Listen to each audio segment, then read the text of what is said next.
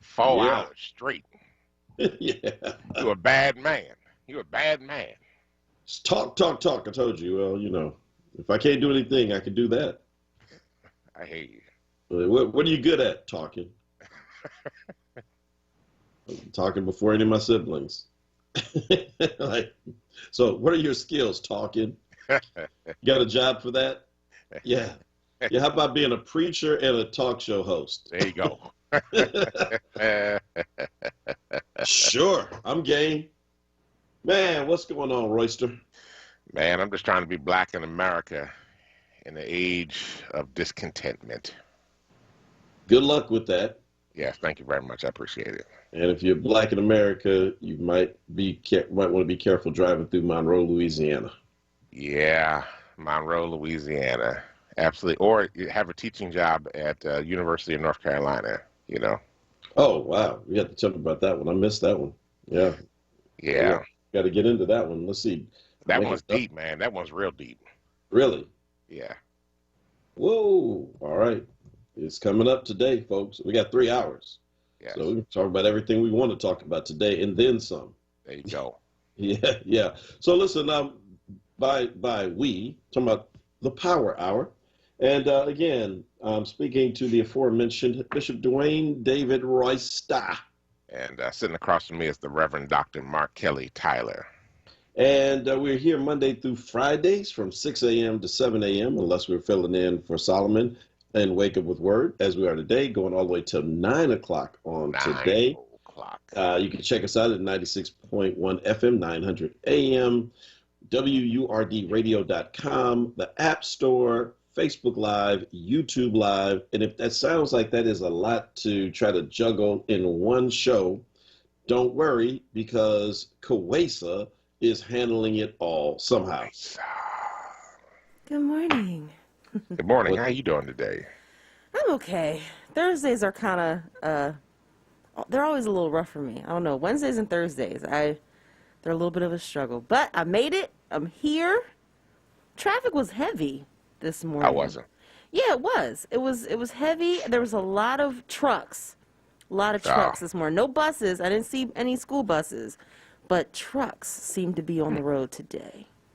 Interesting. So yeah, little traffic heavy, and getting all the shipments. I know something. I don't know what's going. I mean, they were really like industrial though. It wasn't like Amazon or anything. It was like wood and like metal and stuff like that. So I don't know. But and then the weather's not too bad. It's feels good outside. I think it's going up to like 84 maybe. But yeah, it felt really good today. I didn't wear a jacket and I just kind of coasted in outside of the traffic. I didn't coast. I was, slowly making my way, but I made it.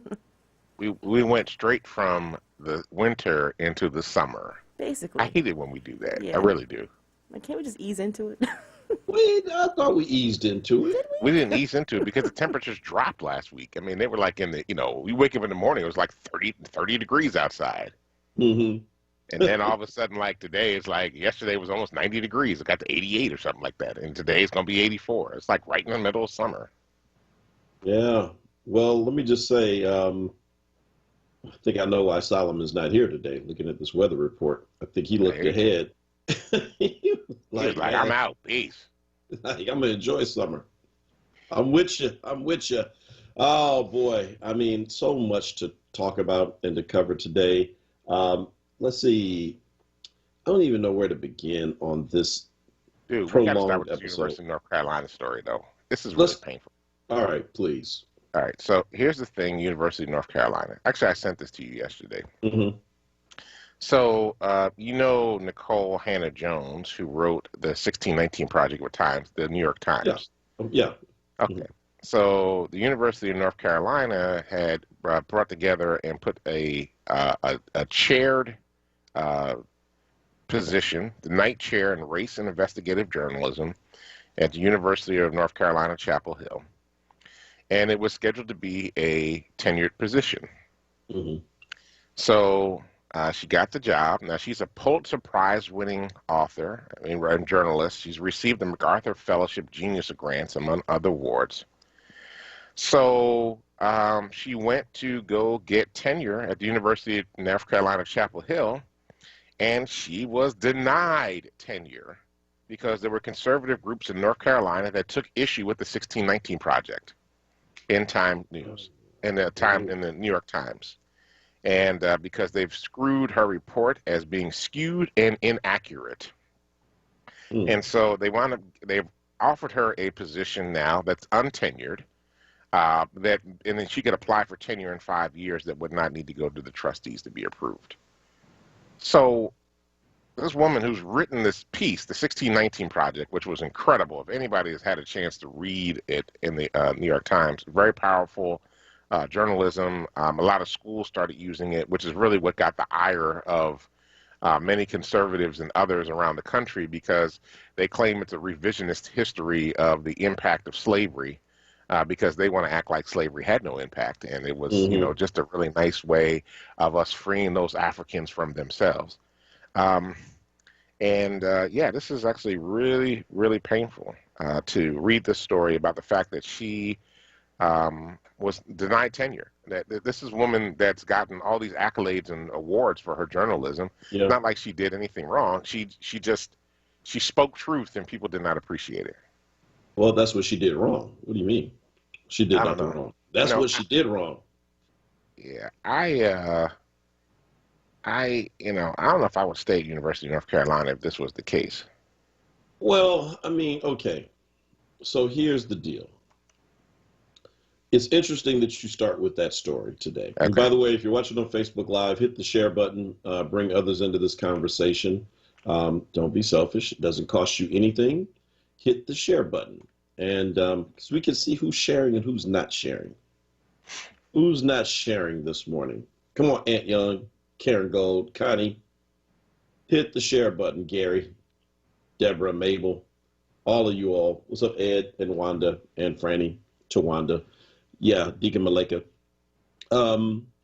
So, every show seems like it develops its own theme after, 20, 30 minutes. And today we got 3 hours. Mm-hmm. And so a lot of the stories that, that I was kind of tracking are very similar.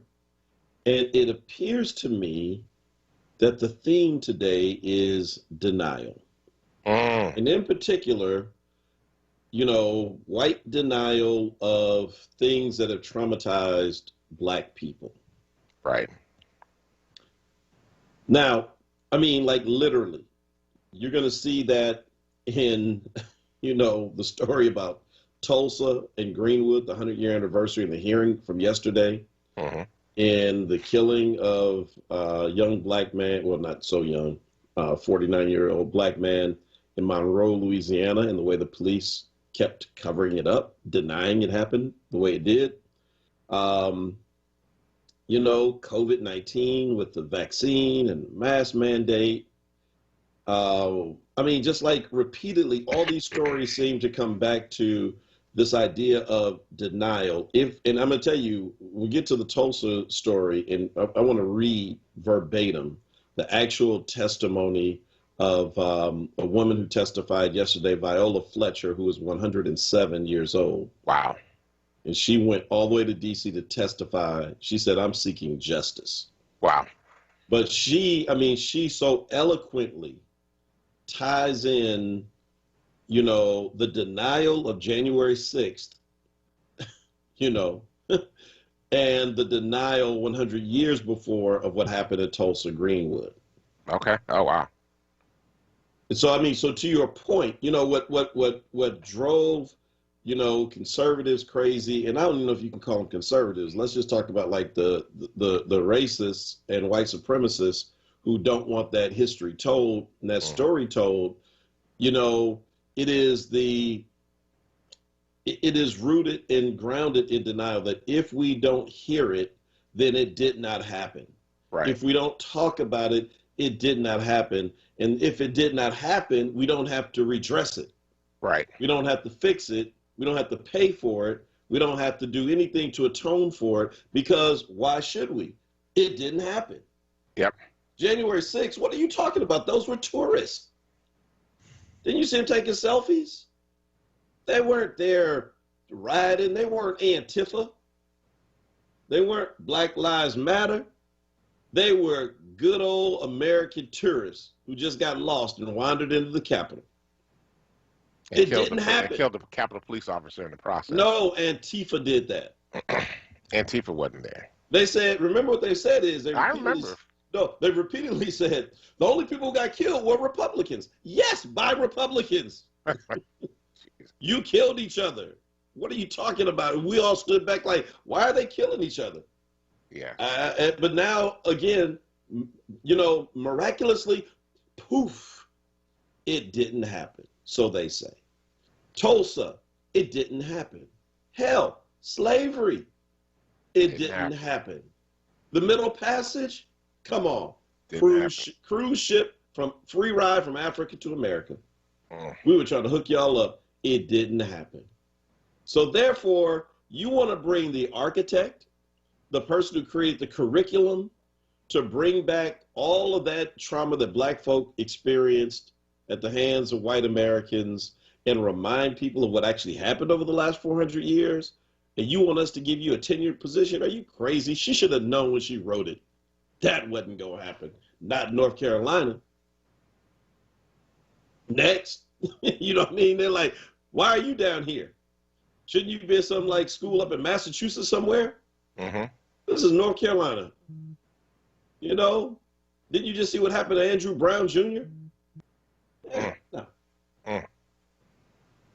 Didn't happen. Oh, great. Oh, man, that's awesome. Kwesa has the testimony. We'll play it later in the show of Mrs. Fletcher. I think we have to play it for the next show as well for Wake Up with Word. Mm-hmm. But I mean, that's the theme.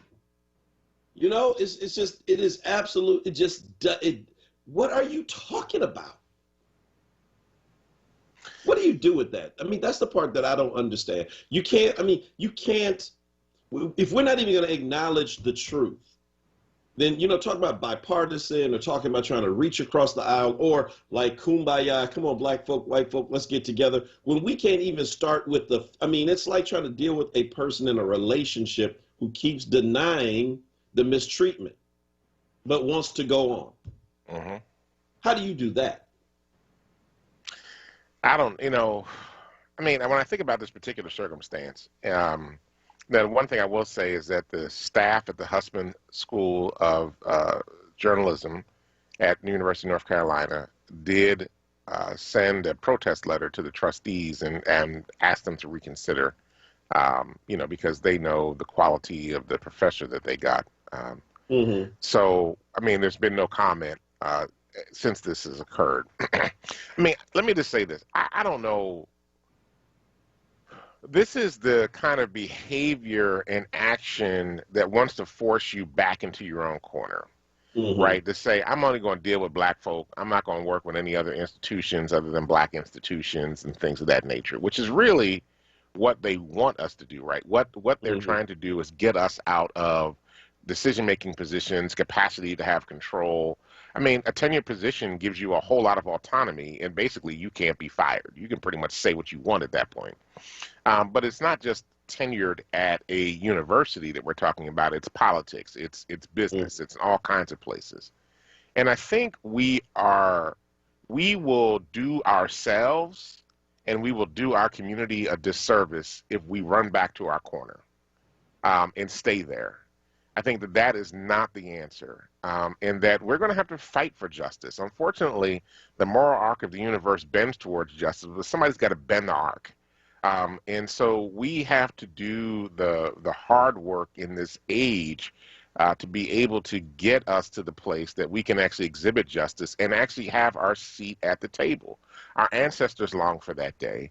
And we have to continue in that same longing about getting to the table and getting the justice that we need and the equity and having the voice in our own collective destiny. I hear you. And I understand that theoretically. But, I'm having a real issue because, that assumes that we're talking to people who are at least being honest brokers. We may interpret what we're seeing differently, but if we're saying we don't even see the same thing, it's like, oh, look, there's a car accident. No, it's not. Those are two cars kissing. What? No, it's an accident. Nope, those cars are just in love. What? What are you talking about? I mean, it's like that foolish. It is like as crazy as that sounds. But part of this is terroristic activity, right? And we just need to call it out for what it is. Yeah. What the Republicans are doing on Capitol Hill right now is terroristic activity. And you want to talk about revisionist. That's a revisionist view of history in terms of what happened on January 6th. So we just need to continually and perpetually call that out and do not let them take root in the narrative that they're trying to put across, around what happened January 6th. And somebody needs to run against Kevin McCarthy and get him out. So... Yeah, again, I'm just like, bro, I don't know. I mean, I hear you, but it's like you can't. There are millions of white people in this country, for example, that you cannot convince otherwise. That for enslaved Africans, it was a happy and good time. The history books have reinforced it. The narratives passed down by families, the myths. That it's like those of us who talk about what really happened, that we're just like, hyping it up, and that it was good for black people. It was good for indigenous, Native American tribes.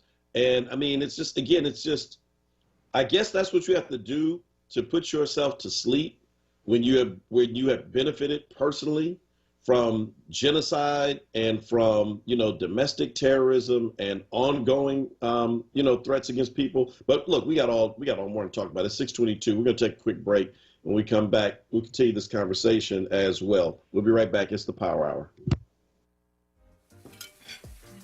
Between family dinners, bedtime stories, and study sessions, Pico knows that life never stops moving. So if your energy bills are adding up, Pico has programs available, like new payment options, flexible billing, and financial assistance to help you manage your bills and your budget for the essential energy you and your family need. Learn how Pico can help keep your life moving with payment arrangements. See if you qualify at pico.com/help. Did you hear the word around the community? HPP and HPF's very own Stacey Scott will be reporting live from WURD, 96.1 FM and 900 AM each and every fourth Sunday of the month from 5 p.m. until 6 p.m. Be sure to spread the word and tune in. Want to call in and be a part of the community party? Email Stacey Scott at scott@hpplans.com. Again, that is scott@hpplans.com. WURD Radio Digital Tip of the Month with Stephanie Humphrey. Brought to you by Comcast. I'm your Tech Life expert, Stephanie Humphrey, and this is your WURD Digital Tip. If you're a small business owner or entrepreneur, an important part of your business may be sending emails to potential prospects, but it can feel almost impossible to find anyone's email address just by searching through the company website. When you need an email address at another company, try using hunter.io. Find email addresses from any company name or website, get the email address of an individual, or verify an email address to make sure your message doesn't get bounced back. There is a free version of the software, and plans start as low as $49 per month. So now you can make sure all those cold emails and all your hard work pay off for your business. Stay tuned to WURD for more tips and stay connected with us at wordradio.com. The WURD Digital Tip of the Month was brought to you by Comcast. Want the latest in WURD swag? Check out the shop tab on wordradio.com. Hoodies, tees, and more in a variety of colors. The shop tab on wordradio.com. Show the world that you're all about black. Talk Media. You're listening to WURD Radio, 96.1 FM and 900 AM WURD, independent black media. Welcome back to the Power Hour. This is Dwayne Royster along with Mark Kelly Tyler. We're here Monday through Fridays from 6 a.m. to 7 a.m. to bring you the latest in news happenings around Philadelphia and, of course, our opinions, which we have plenty of. Although today we're doing this day 2 of the Ironman session as we go from 6 to 9. Well, actually, the Ironman was yesterday, and that was Mark Kelly Tyler, who did from 6 to 10. You are the man. Taking all that and doing all that. But today we're on from now until 9, and then at 9 o'clock is going to be a special presentation, which is co-hosted by CEO Sarah Lomax Reese, who will be having a conversation with folks from the Chamber of Commerce and folk from the WURD Small Business Group. They'll talk about opportunities and possibilities for African-American business leaders across the city of Philadelphia to build their wealth. So we'll talk more about that in a little bit later on. Yeah. Wow. A lot to talk about with the chamber, bro. You ain't said nothing but a thing. Yep, a lot to talk about there. I Yeah. mean, a lot, a lot, a lot. Yeah. So, but yeah, I don't. We're talking about this whole the great denial, um, and and maybe that explains again Trump's rise to power because he Yeah. tapped into that. The people who don't want to hear the truth, they want to be told something different. And so here you have in Trump the perfect spokesperson for it, where in fact, not only did it not happen, but you know what? Somebody was misused. It was you. You know what I mean? Mm, Somebody has had something taken from them. You have. You mm. had the right to do it. Just flip the entire thing around. And, it's like a bizarro world, as they say on Seinfeld, where everything is opposite, Right. where the victims are the perpetrators and the perpetrators are the victims now. Mhm. And everything is all upside down, and you can't convince anyone otherwise. And when you have a massive media operation on the other side that reinforces it in an echo chamber where Mhm. people don't have to leave, particular stations on radio or on television, and books and curriculum and everything else that puts it out there, it explains a lot around the election in Philadelphia 2 days ago. Mhm. So where you could have, persons who don't understand why so many black people would vote for a Larry Krasner. They're like, well, he's letting people out. They got all this gun violence. It's like, okay, the gun violence is serious. Nobody is denying that. But you can't, first of all, put it all on him. That's right. But secondly, what you have to understand is the experience of being black in Philadelphia, which is a Mhm. microcosm for being black in America, and the Right. ways in which this penal system has impacted disproportionately black and brown people, more so black people, Mhm. where as you stand before the judge, and if you even get to the judge, right? So you get to the judge, someone else, it ends with the cop. Go and sin no more. Hey, Mhm. throw that bottle away. What are you doing? Right. Tell your friend to drive. Go on home, man. Mhm. You, that story stops in one place, your story keeps going, That's right. That's right. right? And if you don't understand that, all the denial in the world is not going to make a person forget their own actual experience.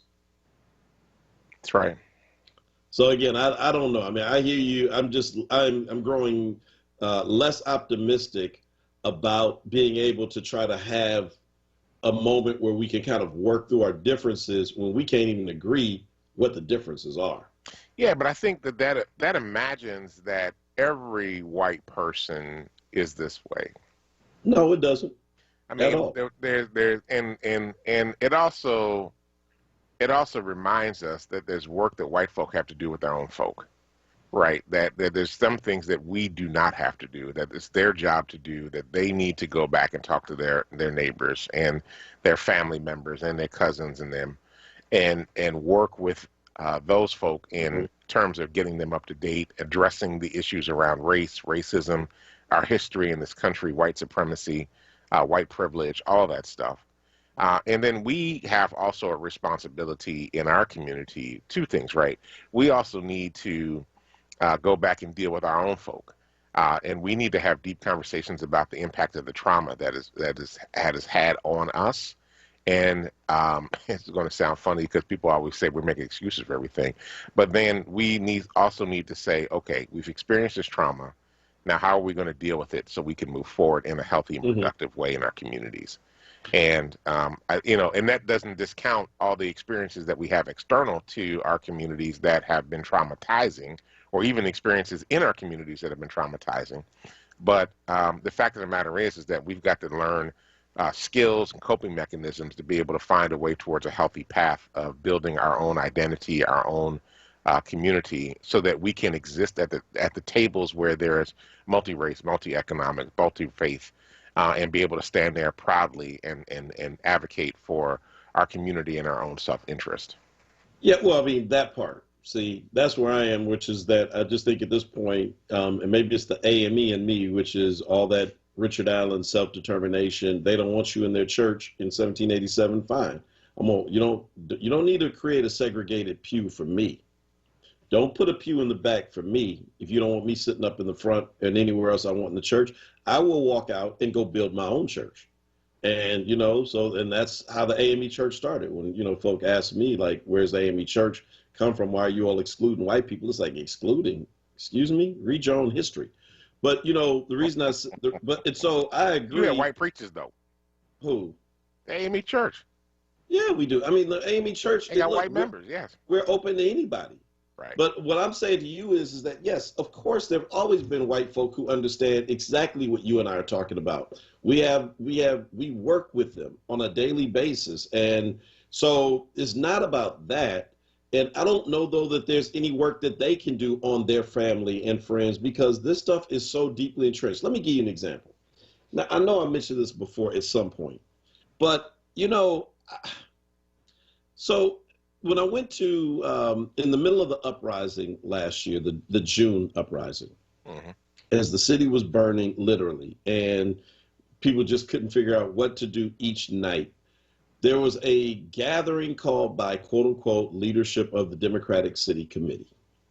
And they called us out. And again, a trusted person, a person that I trust, asked me to attend, and I attended. I honored that part. I did not stay long.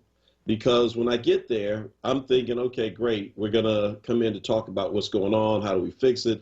The long-term fix, but also the short-term. And I was excited because I walk in and there's a room that is multiracial, right? So it's like, oh, everybody's here. Bunch of South Philly white folk, right? A bunch of black folk from North Philly, West Philly. I mean, it looks like the city in that room. And all of a sudden, a white guy stands up who's one of the, I guess maybe like a block captain or something, or ward leader down in South Philly. And he says, all right, we got to talk about the elephant in the room. I'm like, hell yeah, let's go. He said, we got to talk about the problem that brought us all here. I'm like, man, let's talk about it. He said, we got to fix this. And I'm like, right there with him. He said, they're down there trying to take the Columbus statue. I said, what? What are you? And he goes on to this, bruh, he had a written statement that he read. If you could have seen the eyes rolling of black folk in that room, trying to hurry up and wait for him to finish, about how the statue was donated to the city because, then he insults us all, because he says the greatest lynching that ever happened in America was in Louisiana when some Italian Americans were lynched. And as a sign of solidarity, this statue was given to Philadelphia. And everybody's like, what are you talking about? You gonna stand in front of a room full of black folk talking about lynching? Oh man, I mean, and so when he finishes, the room obviously explodes and there's all this back and forth. Like, we're here because of George Floyd, because of Breonna Taylor, because of Ahmaud Arbery. And that's why people are in the streets. And you're here talking about protecting a statue of Christopher Columbus who led to genocide? Right. I mean, how do you even, and that's in Philadelphia, with white folk who have grown up alongside black folk. I ain't talking about the Deep South. How do you help me? Because I'm telling you, I am like really struggling with how, I'm like at the point where it's like, forget that. Let's just go build. And you know what? And win. That's it. All we can do right now is just build and keep winning. And if we lose, we got to fight till we win again, because there is no talking to some of these people. Well, I would agree. There is no talking to some of those people. And, I mean, even if we were to use church math, right? Church math says you got 20% of the people that are always with you, 20% of the people that are always against you, and you got 60% in the middle that are movable. And, that's, I'm not talking about talking to the 20%. Okay. I'm talking about talking to that 60% that actually is movable, right? That 60% that voted for Obama and then turned around and voted for Trump, right? Those folk, there's something going on with them. We don't really know what it is, but they are actually movable, and there's possibility there. And I think we need to go back and figure out what that is, and help them to see the world in a very different way than the way that they're looking at it right now. So and and some of those folk that voted for Trump turned around and voted for Biden and Harris. So, there is that 60% that's movable out there. Those are the folk you can work with. Look, there's that 20% that you're never going to be able to work with, right? The Kevin McCarthy's, the Donald Trumps, right? The Elise Stefanik's, all those folk, you're never going to be able to work with them. Mm-hmm. And so your job is to either get them removed from office by legitimate means, or, and build power to be able to take them out. Work the system to make sure that gerrymandering doesn't continue in these states across the country and reline their districts, or find ways to get them out, like sue Kevin McCarthy, right? Everybody's suing Trump. You need to sue Kevin McCarthy too for denying what happened on the day of the insurrection. So, we have to continue doing that work, but there are folk out there that are movable, that are workable, and we can't let. It's just like we say to people all the time, you can't let the small percentage of folk that are doing shootings in Philadelphia make a statement about the whole of the black community. We can't allow these ignoramuses that actually seem to have access to news media and, get their stories out there, really make a statement about what the rest of white America wants. Because I don't think that that's really what everybody wants. I think they just don't know how to get to a place of shutting these folk down. Okay. We agree to disagree. I know you don't agree with me on this. It's fine. I know you don't. It's fine. It's fine. I am just, again, maybe it's the AME in me where it's just like, you know what? I'm not even going to worry about it. I'm just going to keep it moving because, again, it's just like when you hear this stuff, it'd be one thing if the Kevin McCarthy. I agree. I'm just saying it'd be like one thing, though, if Kevin McCarthy and Mitch McConnell were new. But here we have, we're going to play some of her clip. In fact, can we do that now? We got about 3 minutes before the break. And this is Viola Fletcher, 107 years old, her testimony yesterday about Greenwood, Oklahoma, Tulsa, and the race riot that destroyed Black Wall Street. The anniversary for 100 years is coming up. She testified at a hearing before Congress on yesterday. I'm a survivor of the Tulsa Race Massacre. 2 weeks ago, I celebrated my 107th birthday.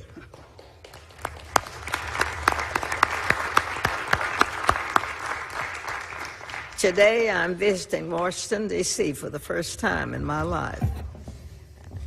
I'm here seeking justice, and I'm asking my country to acknowledge what happened in Tulsa in 1921. The night of the massacre, I was awakened by my family. My parents and 5 siblings were there. I was told we had to leave, and that was it. I will never forget the violence of the white mob when we left our home.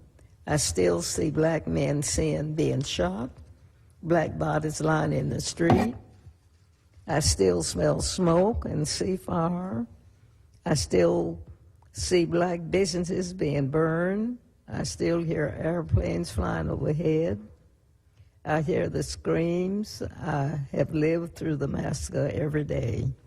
Our country may forget this history, but I cannot. I will not, and other survivors do not, and our descendants do not. When my family was forced to leave Tulsa, I lost my chance of an education. I never finished school past the 4th grade. I have never made much money in my country. State and city took a lot from me. Despite this, I spent time supporting the war effort in the shipyards of California. But most of my life, I was a domestic worker serving white families. I never made much money, but to this day, I can barely afford my everyday needs. I'm asking that my country acknowledge what has been happened to me, the traumas and the pain, the loss, and I ask the survivors and descendants to be given a chance to seek justice, open the door. For 70 years, the city of Tulsa and its stream of charmers told us that the massacre didn't happen, like we didn't see it with our own eyes.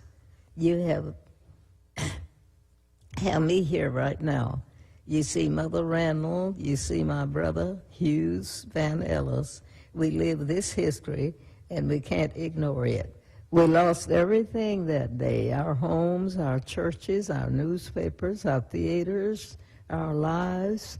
Greenwood represented all the best of what was possible for black people in America and for all the people. No one cared about us for almost 100 years. We and our history have been forgotten, washed away. This Congress must recognize us and our history. For black America, for the white Americans, and for all Americans. AARP is working to protect Americans 50 plus by making sure you have the latest information about the COVID-19 vaccines and the distribution plans in Pennsylvania. Just visit aarp.org/PA vaccine to learn who's eligible for the COVID-19 vaccine, when, where, and how to get it in Philadelphia and the rest of the Commonwealth, and what you might want to discuss with your doctor. That's aarp.org/PA vaccine. Olaniyan Adefume's goal is to assist families and students that are tired of the destructive input by the coronavirus. If you are interested in a math tutor, Olaniyan is offering small, reasonably priced classes that will focus on the PSSA test. The students will have lessons, tests, homework, and a textbook to keep with PSSA exercises and explanations. Knowledge is power. Call Olaniyan Adefume 215-678-3830 for pricing information and location. Tune in every Saturday at 4 p.m. for the Did You Know Show with host Bryant Green, right here on WURD 96.1 FM and 900 AM. The Word Radio newsletter, keeping you informed, engaged, and connected. Sign up by visiting wordradio.com. Scroll to the bottom of the page and type your email address under Connect with Us. You'll receive the latest information on Word Radio, messages from our president and CEO, Sarah Lomax Reese, exclusive articles and multimedia content, and resources. Stay informed with the Word Radio newsletter. Now, a traffic update on Word Radio. Good morning. This report sponsored by Indeed.com. Some volume getting busy on the Schuylkill Expressway, westbound Broad to Pass Young through that construction. Eastbound side, Blue Route through the curve, a little slow ride there. Westbound by 8th out the Broad, then slow Parkway through the Schuylkill Expressway. The Boulevard Route 1 southbound busy, Broad down the Fox through construction. Southbound 95, your jam Cotman through Bridge through that work zone. Jammed again Betsy Ross through Girard. 55 north had a jam there from Deptford into 42. With Indeed Instant Match, you can accelerate the hiring process. Just sponsor a job and you'll get a list of quality candidates whose resume on Indeed match your job description. Fast hiring, no speeding tickets. Visit Indeed.com/credit. For more traffic information, log on to SIGAlert.com. Jim Bachman with your Philadelphia area traffic. Now, a Word weather update. Here's NBC 10 First Alert meteorologist Bill Henley. Partly sunny, low humidity, but another warm one today, up to 86 degrees this afternoon.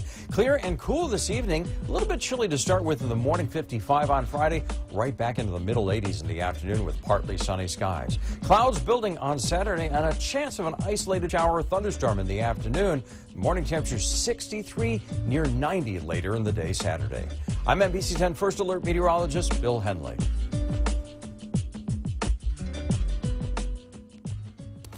You're listening to Word Radio, 96.1 FM and 900 AM WURD, independent black media.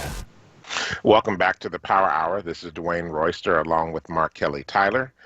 We've just been listening to the testimony of a 107-year-old survivor of the Tulsa massacre from 1921. Very moving, very stirring to hear her voice and to hear her testify in Washington, D.C.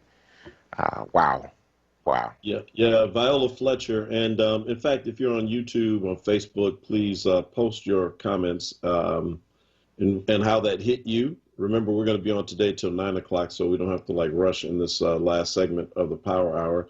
But post your reaction. Renee Mills just put the crying emoji as she was speaking. And Deborah just said, wow.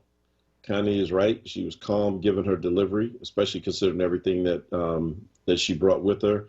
And Sheila, there is absolutely nothing as compelling as firsthand narrative. When she speaks, history comes alive! Exclamation marks there. I mean, absolutely. You know, so her brother, who's 100, was also there. They both went on to serve the United States in World War II. That's what she was talking about, the war effort, because she, like my relatives who left Oklahoma and Arkansas and Texas during World War II, and ended up, in fact, she may have ended up in one of the same plants as one of my relatives. That was a kind of a migration pattern that they all took in World War II. So she was probably Black Rosie the Riveter, like my late grandmother. And her brother is a World War II veteran. He was there. He testified.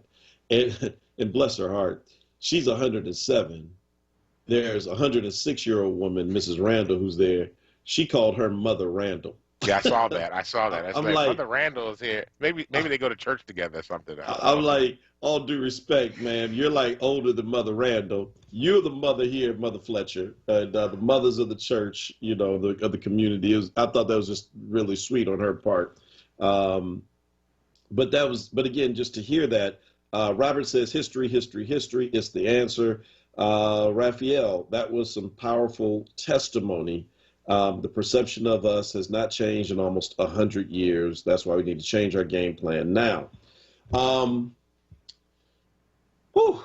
Bro, that's just so deep. But here's the part that gets me. So I pulled the testimony up. Her testimony, her written testimony is there. And I know, you know, sometimes you get kind of lost in it, but this one quick little couple of lines. She says, I saw what happened here on January 6th this year. Remember, she's sitting in the Capitol. And remember what also was going on yesterday? They're voting on whether or not to have a commission like 9/11 and like Pearl Harbor, and like anytime you've had, like, you know, the assassination of JFK, they're voting on whether to even have a commission to study it, which the Republicans are fighting because, remember, it didn't happen. It was just tourists. And listen to what she speaks in this moment. She says, I saw what happened here on January 6th this year. It broke my heart. It reminded me of what happened 100 years ago. And now I hear some of you on TV saying it didn't happen, like we didn't see it with our own eyes. Right.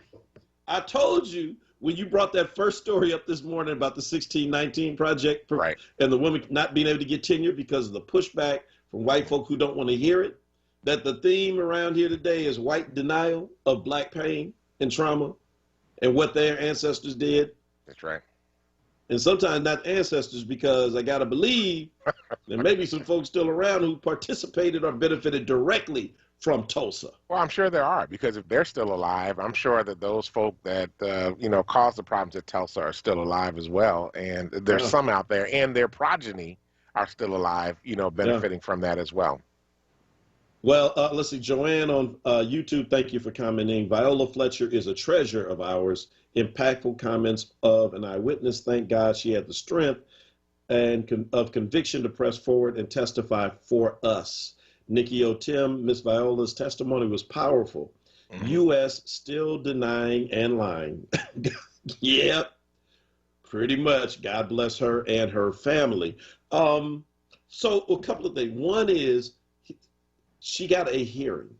You know, sometimes we forget what that word means.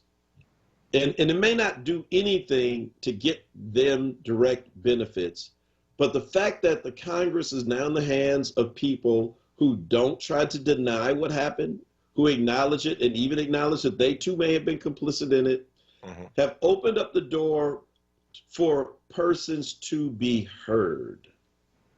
Brother, that's powerful. That after 100 years, she was 7 when this happened and can still remember it, that she is now heard. The power of just speaking and hearing. I mean, am I overstating it? No, I don't think you're overstating it at all. I mean, dude, I was sitting there stunned. I have to admit while I was playing, and I was like, at the moments I was getting ready to drop a tear, because I was like, wow. I can only, when she talked about still seeing the bodies and still smelling the smoke and still, reliving that whole experience. That's the trauma I'm talking about that we've got to be able to deal with in our communities to be able to move forward.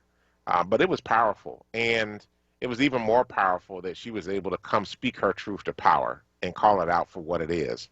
And there's no denying her testimony, no denying her experience, and no denying her ability to call out what was going on in that moment.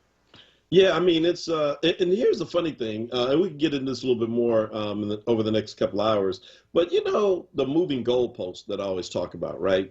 When you're dealing with white supremacy in this country. So when you talk about reparations for slavery, what is the answer? What's the answer? If I say, Royster, you're a white Southern senator, we want reparations. What are you going to tell me? No. Why not? Because I took care of you. My family took care of you. We gave you housing. We put food in your mouth. Yeah. We gave you a trade, taught you a job. Right. We took you from that savage place called Africa and made something out of it. And more importantly, I didn't do it, right? It's hey, it wasn't me. And if any my ancestors, I ain't got nothing to do with it. If any enslaved people were alive today, we'd pay them directly, but they're all dead. So we can't pay them. So here she is, her brother, and Mrs. Mother Randall, all alive. And so what they were told is that it passed the statute of limitations. You can't, sorry, moving goalposts. We would pay you, but you should have been here earlier. But you know, it's actually funny that you bring this up, right? Because they said, well, if they were alive, we would pay them. Yep. But I'm like, but those white folk that were the plantation owners and the businesses that were using the slaves are still making money off of the it wasn't free labor, the enslaved labor that they had. So if they could continue to build their wealth over a period of time based off of illicit, illegal, and immoral labor, then we who are the descendants of those same folks should be able to partake of their portion of what that labor built and the wealth that happened in that place. You should, theoretically speaking, right? It's just amazing to me, just this, for them, it's just no contradiction, right? None at all. All right, hold on. Because our show is coming to an end, and, we're going to transition quickly to Wake Up with Word, and we'll kind of have to reset and restart. So I want to make sure that we at least acknowledge a few things. One, rest in peace to Paul Mooney. Yeah. Who was an excellent truth teller. I mean, Paul Mooney he unvarnished, right? And some of the smartest comedy, a lot of Richard Pryor skits. He was tight with Richard Pryor, really tight with Richard Pryor. Yeah, he wrote I think he wrote the sketch, apparently on Saturday Night Live, the one where Richard Pryor did, where they talk about the N-word. And they're trading like racist names back and forth. Him, Chevy Chase, and Richard Pryor. I don't know if you ever saw that. It's like a job interview or something. Man, it is. Oh, guys from the 70s. It is hilarious. But it's like one of the best Saturday Night Live skits ever. And from what I understand, I think Paul Mooney wrote that one. He wrote all the jokes for the Richard Pryor roast, which was hilarious, by the way, if you have never seen it. I saw that. Yeah, that's wild.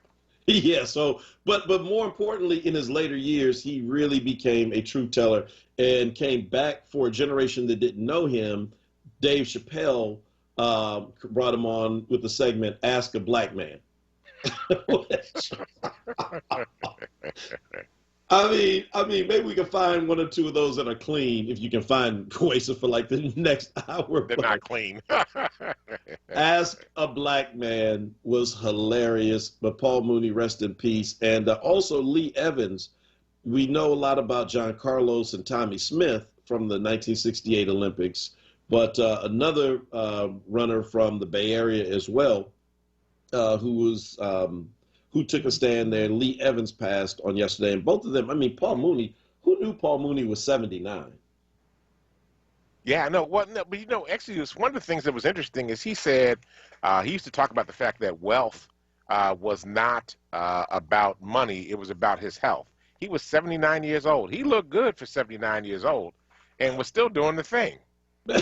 Brother, I was like, Paul Mooney, I thought you were like in your late 50s. I was trying to figure it out. But so Paul Mooney, rest in peace. Lee Evans, rest in peace. And prayers for Billy Porter, who disclosed that he has contracted HIV. Billy Porter of Pose. And so some other things that we'll also lift up and talk about including Ronald Green, the young man, well, not young again, 49, middle-aged man who died in custody of police in 2019 in Monroe, Louisiana. That video has surfaced now and contradicts the initial statements by police. When does that ever happen? They're usually like right on point. Yeah, they usually get it, they got every piece of it correct in their report the first time around.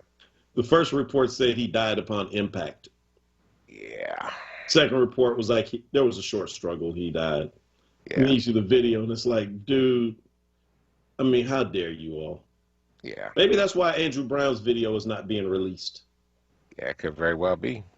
All right, well, I got to do this thing here. Yeah. So Thursday, today, May 20th, WURD will host a conversation with some of the leaders of the Chamber of Commerce for Greater Philadelphia. Join WURD CEO Sarah Lomax-Reese at 9 a.m. and one of our 4WURD small business members to announce a new partnership between WURD and the Chamber designed to give greater access to resources that will lead to greater wealth creation for Black-owned businesses in Philadelphia. On WURD Radio today, Thursday at 9 a.m. All right, everybody, we're going to go take a break here, but when we're going to switch, we're now no longer going to be the Power Hour. We will be Wake Up with WURD. We'll be right back in just a few moments. Hey, Philly, unless you're planning on enjoying summer vibes in the same sweatpants you wore for the past year, it's time to change things up. That's right, that Philly summer feeling is almost here. The city is ready, and so are all the shops, restaurants, and museums you've been missing. Get vaxxed, get dressed, and get back to all the things you love about Philadelphia. Go to ReadySetPhilly.com today to plan your triumphant return. Beyond the Seams is a husband and wife-owned business providing custom apparel services such as embroidery, screen printing, DTG, and heat transfer. The boutique also showcases local Philly clothing brands and art. Bring your vision to life at Beyond the Seams. Beyond the Seams is located at 828 North Broad Street. Don't forget to follow them on Instagram at BTSPHL. This ad is brought to you by the North Broad Renaissance and Trust Foundation. WURD Radio Digital Tip of the Month with Stephanie Humphrey. Brought to you by Comcast. I'm your Tech Life expert, Stephanie Humphrey, and this is your WURD Digital Tip. If you're a small business owner or entrepreneur, an important part of your business may be sending emails to potential prospects, but it can feel almost impossible to find anyone's email address just by searching through the company website. When you need an email address at another company, try using hunter.io. Find email addresses from any company name or website, get the email address of an individual, or verify an email address to make sure your message doesn't get bounced back. There is a free version of the software, and plans start as low as $49 per month. So now you can make sure all those cold emails and all your hard work pay off for your business. Stay tuned to WURD for more tips and stay connected with us at WURDradio.com. The WURD Digital Tip of the Month was brought to you by Comcast. I would like to play a little tune I just composed not so long ago. Hey family, do you like hearing the best jazz selections aired by 3 of the best jazz announcers in Philadelphia? Well, tune in to 96.1 FM, 96.1 FM, and 900 AM, WURD Radio, independent black media for Freedom Sounds of Jazz. Freedom Sounds of Jazz. Hear Freedom Sounds of Jazz 10 p.m. Fridays with your hosts in rotation, Aquila, Jonathan Bay, and David Fritz. That's 10 p.m. Friday nights on WURD 96.1 FM and 900 AM, independent black media. This is WURD Radio, 96.1 FM and 900 AM WURD Philadelphia. Independent black media. The views and opinions expressed by the guests, listeners, and hosts of any program on WURD Radio do not necessarily reflect those of ownership, management, or advertisers of this station.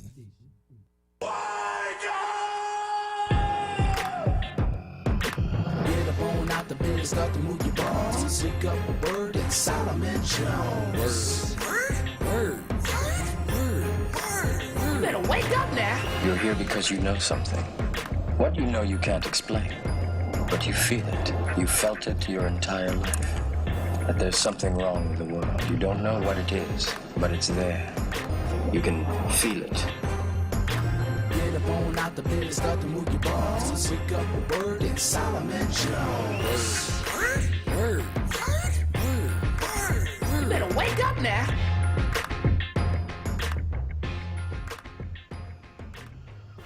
Is that it? Well. For some, you're going to be very happy this morning. For others, you're going to be like, what? Not again.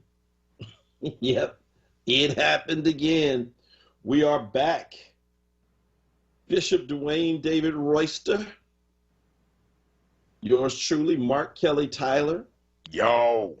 Alongside. That was a delayed yo. That was a delayed. Like they're gonna be like confused. Like I thought he said yours truly. Wait, which one is Royster? Which one is Tyler? We're not gonna tell you. We're gonna make you figure it out over the next 2 hours. We are guest hosting for one Mr. Solomon Jones, but you know they know how we can be, so they didn't leave us unattended. Because Kawesa is here. What's up, Kawesa? Hello again. Good morning. Yeah, we're all acting like this just started, right? You have to like do it all over again, right? Like, let's reopen. Hey, Kawesa, how's the drive in? How's the weather? You know? Oh, we're doing this. Oh, okay. No, I was actually just kidding. So, no, in all seriousness, folks, we're happy to be here on today. We've just done an hour of our show, The Power Hour, which happens every Monday through Friday, 6 a.m. to 7 a.m. here on WURD Radio. We love to do the show. And yesterday and today, we are filling in. And wow, it's a beautiful weather day. Get out there and enjoy it if you can. We're going to talk a little bit. Hot. Let's not kid ourselves. It's hot. That's not beautiful? I don't like hot weather, so yeah. Yeah. 68, 70 is perfect for me. 84, not so much. You know what you should do? What's that? Pull your motorcycle out. Man, it's too hot. No, man, that's what you do on a day like today. I was out riding last night. You ride all the time, though. That is your thing. You are always on the road. Yes. Oh, let's see. So Judge McCabe asked, will there be a wardrobe change for Wake Up with Word?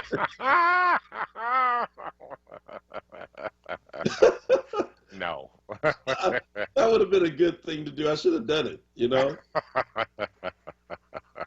Yeah. I could have. You don't like our baseball shirts and our sweatshirts early in the morning? I'm just curious.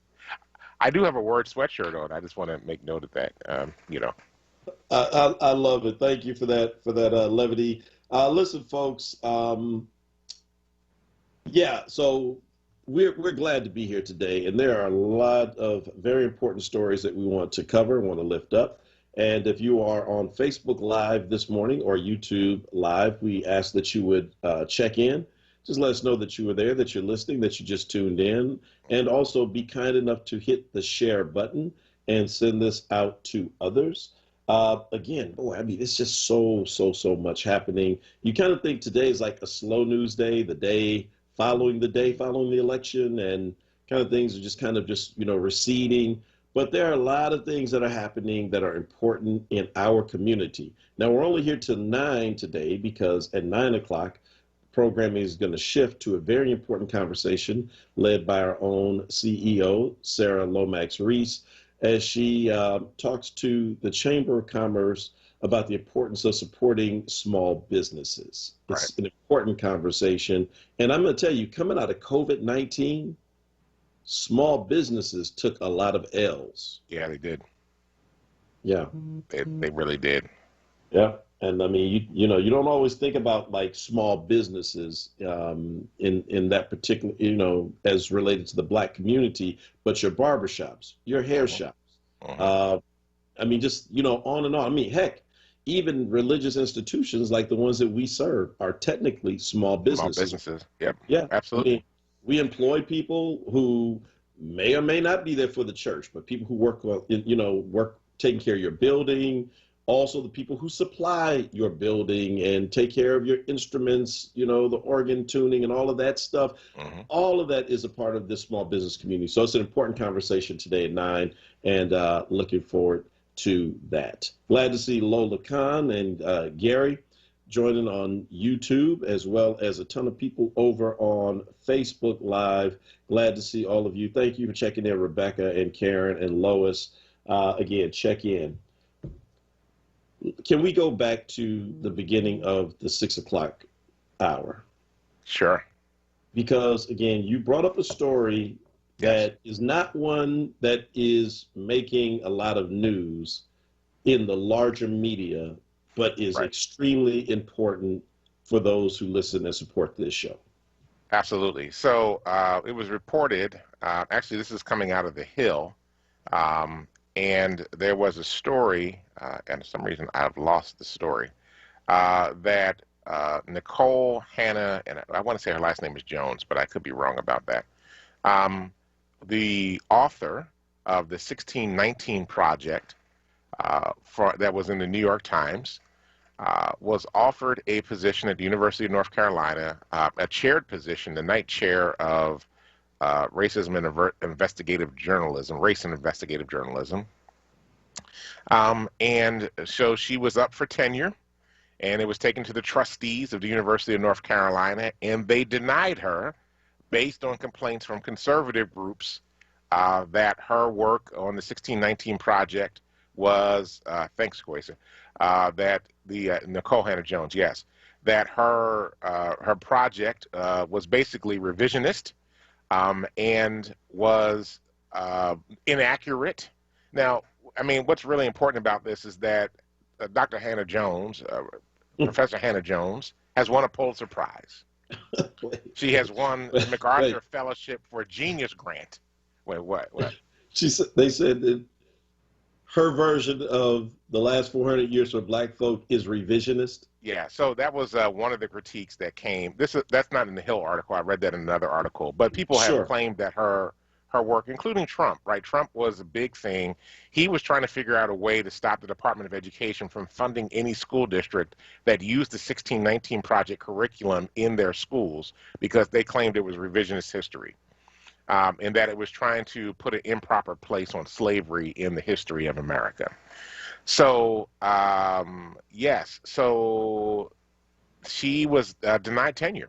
And for a professor to be able to get tenure is actually very important, right? Because once they get tenure, they can pretty much say and do what they need to do with regard to their field, and there's not a possibility of them getting fired, right? If you do something unethical or immoral, that's something very different. But it gives them academic freedom to explore issues, write books, teach what they need to teach, to challenge students. And so she was denied tenure. The faculty of the School of Journalism at the University of North Carolina, it's called the Hussman School of Journalism, 24 members of the faculty signed a public statement asking the school to change its decision around this particular issue. There's no word from the University of North Carolina yet. What the president did do was to offer her a non-tenured position and then to let her reapply for tenure in 5 years, which would not have to go through the trustees to be approved. So, I mean, first of all, the 1619 Project, was winning kinds of awards. It got great attention. It was really important in looking at the 400 years the anniversary of the 400 years of slavery in America, and was getting a lot of attention. Again, enough attention that Trump and his minions were looking at this and wanting to shut it down every way possible, wanting to make sure school districts around the country were not using it, because what they were realizing is what she was talking about was the facts and the details that most folk did not want to talk about in terms of slavery and the impact that it's had, not only during that time, but in the ages to come. And now University of North Carolina has, really bent it backwards to not support this particular journalist, writer, award winner for her continued work, and basically said, well, we're more concerned about the conservative good old boys than we are concerned about making sure that you get your tenure. Wow.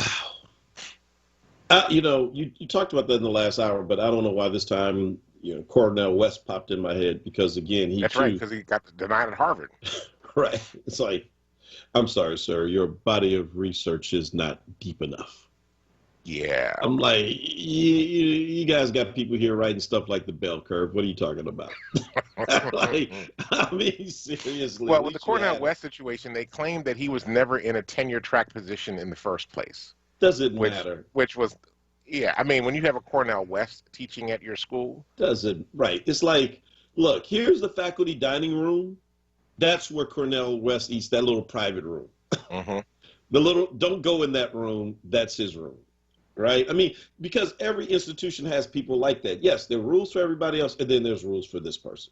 And he's one of those people, right? Let's not like sugarcoat it. And for Harvard to, I don't know, man. It's just, and so the same thing then with Dr. Jones is this person who's brought to us an incredible curriculum that is something that will stand the test of time and that you cannot refute with facts, right? So again, what happens is people refute it with feelings. They refute it with anecdotes. It's kind of like the Larry Krasner thing, where it's like, Larry got all this crime going. He let all these people out who killing people. Okay, tell me one. Tell me one person arrested on a violent gun charge that Larry just said, oh, don't lock him up. Let him go. Right. Well, that's beside the point. No, the point is, if you're going to level allegations and accusations, then come with some facts. And that's the same thing with this, is that there are no facts except for the fact that you've heard this mythology of these happy, these docile slaves, and now here she comes to just disrupt all of that. No. Were they happy and docile slaves? Yeah, probably the ones who were in the house. And they weren't happy and docile either. No, well, I'm just saying, is it possible? Yeah, there may have been some who benefited greatly by the enslavement of their kinsmen and kinswomen, but the vast majority, let's say 99.99%, were anything. I mean, Richard Allen, who founded Mother Bethel, where I pastor, he wrote, and he was on a Delaware plantation, which was by no means Georgia. In fact, what they would do is, if you act up in Delaware, Maryland, the way that you kept slaves in check was to threaten to send them to Georgia or Mississippi. Send them further down south. Yep. Yeah. And so by no means was his enslavement anything near as harsh as down in the deeper parts of enslavement. In fact, he was able to convince his owner to let him buy his freedom. But Richard Allen wrote about slavery. Mm-hmm. Slavery was a bitter pill. Yeah. This is from a guy who, didn't experience the lash and the kinds of things that we envision when we think about slavery that led to Nat Turner's revolt and Denmark Vesey and people who were much deeper into it. And so if a person that close to Philadelphia and to Pennsylvania is calling it a bitter pill, what do you think folk in Alabama said? That's right. So again, but as we said last hour, this is the whitewashing of history. That's why people love Donald Trump, because he is not afraid to perpetuate the big lie. In fact, he's like, let's take the big lie and make it even bigger. Let's forget slaves were happy. Slavery didn't even happen. Heck, January 6th didn't happen. Well, that's the current lie. Yes, that's the current lie. It was tourists, and they were just coming to see their state's capital. And people were trying to keep them from being able to participate in democracy. Yeah. Man, I'm gonna tell you. But that story, I think, is so representative of so much of what is happening in the country in this particular moment. And so let me just say at the outset, because truth tellers in moments like this are important. So shout out to the late Paul Mooney, who again spent a lot of his time talking about truth telling. Well, that's an understatement. That is an understatement. If you didn't have thick skin, you could not go see a Paul Mooney show. Oh my God. And what was amazing is that white folk loved him. Yeah, because he told the truth. He said, he didn't sugarcoat anything. This is a favorite quote by a lot of people of his. Mm-hmm. And you got to hear it in Paul Mooney's voice, but I'll try my best. He said, when I see a homeless white person, I start crying. And then he cries, what a waste of white skin. Oh my God.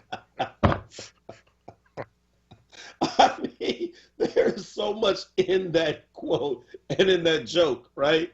I mean, Paul Mooney's thing is like, I mean, basically all you have to do is just kind of just exist and it's all good. Yeah. You know, and from the perspective of a black person in America, yeah, like what a waste. Like, why would you do that to yourself? God gave you a gift. You just threw it away. Man, Paul Mooney was something else, man. And also, shout out and prayers to the family of Lee Evans, 1968 Olympian, who also passed away. Again, we don't hear as much about him as we do Tommy Smith and John Carlos. Did I tell you I got a chance to interview John Carlos? I had dinner with him once. Did you? Man, he is so cool, isn't he? His nephew was married to one of Suzette's friends, and so we actually went to dinner. He was in Philadelphia.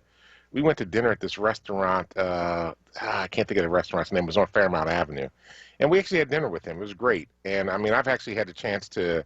I actually met Harry Edwards, had a conversation with Harry Edwards, and met Juan Carlos, and it was wow, just really, really powerful experience. So check it out. So I actually interviewed him on this station on like one of my old shows, thanks to my good brother Everett, who does the Black History showcase every Easter here in Philadelphia. By the way, Everett, got to get that back now. COVID is kind of passing by. But on the same show, literally back-to-back interviews with him and then Bobby Seale. Oh, wow. Yeah, that's what I said. That's great. Wow. I had to go home and lay down. I was like, man, my mind was blown. Bobby Seale was in person in the studio. Wow. Oh, wow. That's awesome. John Carlos and then Bobby Seale on the same night. Wow. That's bro. Powerful, I wasn't ready. I thought I wasn't ready. I was not ready. Now you talk about some truth tellers, unvarnished truth telling. And so, so in this moment where, where America doesn't seem to be ready, doesn't seem to be willing to accept, truth telling, what we got for you during the show on today are a few stories that kind of illustrate that. We're going to talk some about Tulsa. We talked about this in the 6 o'clock hour on our previous show. But of course, we know that many of you were not listening to that. So we'll go back over that, talk about the testimony by Mrs. Viola Fletcher of Tulsa, Oklahoma. You're gonna play that again, right? That we gotta play it. Yeah, we'll play it in the 8 o'clock hour. Okay. We'll play her actual testimony.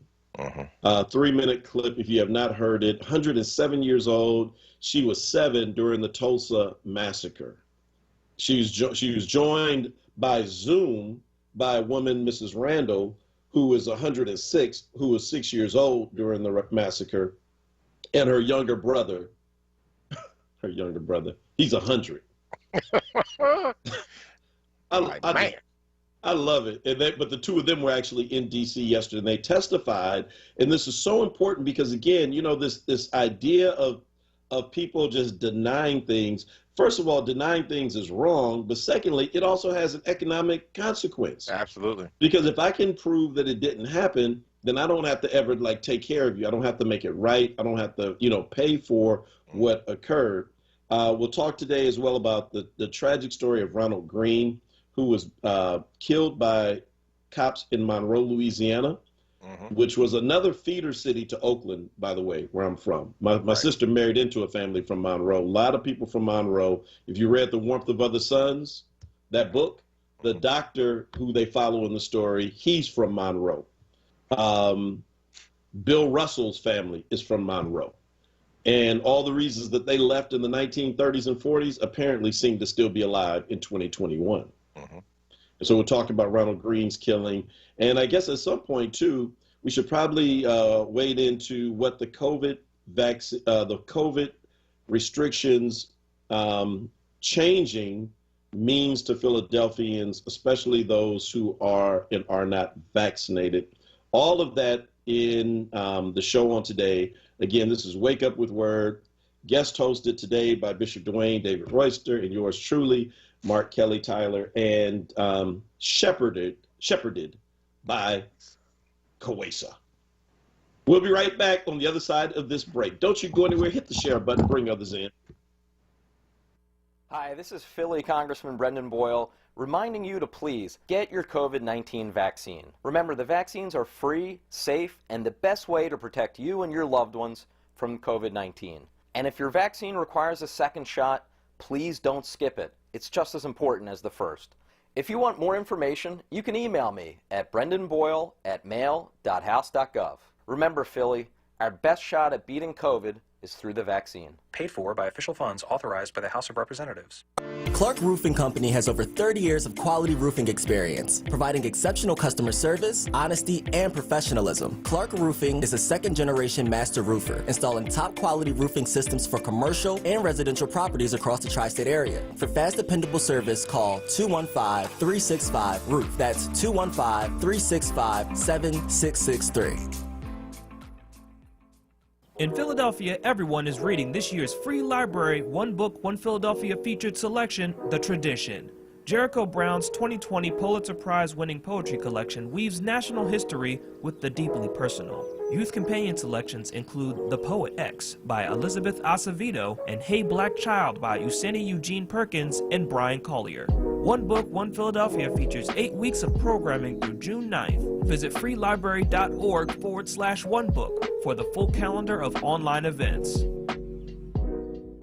Are you looking for a job? WURD has got you covered. We just launched a brand new job portal featuring jobs from some of Philadelphia's leading companies and art organizations. Visit the portal right now to see jobs from WURD Radio, the Kimmel Center, Her Foods, Always Best Care, and more. Apply today. Visit our livelihood website at wordworks.com. That's WURDworks.com and click jobs.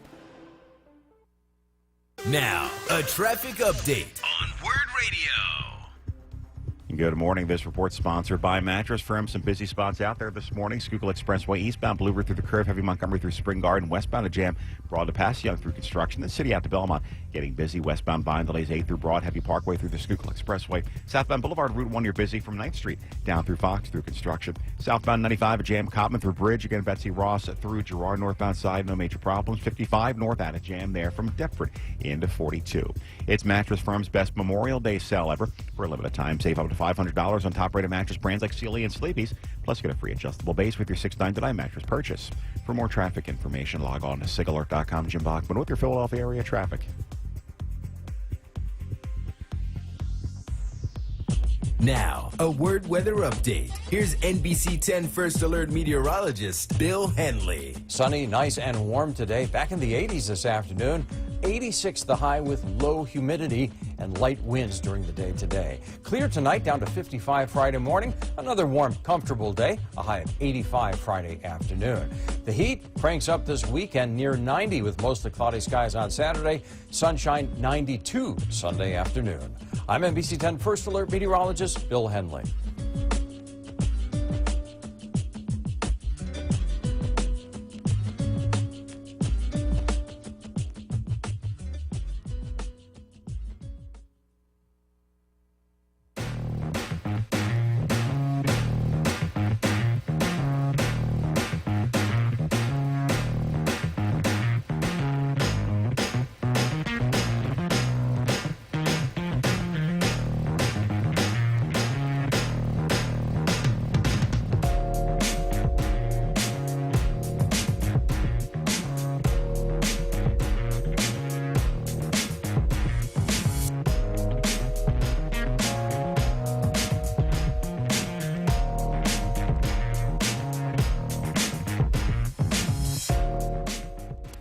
You're listening to WURD Radio, 96.1 FM and 900 AM WURD, independent black media.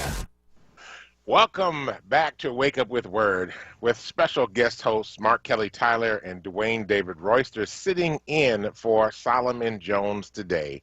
We're going to be here with you until 9 a.m. And then at 9 a.m., there's a special broadcast today of our CEO, Sarah Lomax Reese, meeting with the Chamber of Commerce and local WURD business leaders to talk about a new initiative that's coming out of the Chamber. We're very excited to hear about. So, yeah, it's cool. It's exciting. And we're glad to be here. This is day 2. Dr. Kelly Tyler did 4-hour Ironman yesterday. And we don't quite have 4 hours today, just 3, but we are glad to be here with you on Wake Up with Word. Listen, do us a favor, shout us out on Facebook, YouTube, whatever means you're listening to us right now. Let us know you're listening. Listen, if you want to call into the show, it's 215-634-8065. Again, 215-634-8065. We look forward to taking your calls and being in dialogue with you today. Oh, yeah. We got time to take calls, don't we? Yes, we do. Yes, we do. All So right. we get to be in dialogue with folk. All right. So I know WURD has some policies around that. So I think if you called yesterday, I'm not sure if we can get back in today. We'd love to hear some new voices, some first-time callers. And we need more women to call in. That was part of the issue yesterday. It was a lot of brothers. Well, some of the women said in the chat, well, women got to work and stuff to do in the morning, and maybe it has something to do with misogyny. I don't know. But, yeah, some of the feedback I got. Man, oh, wow. Sorry, there's a really sad story on Kelly Drive last night. 3 young teenagers were killed in a car accident. Oh, wow.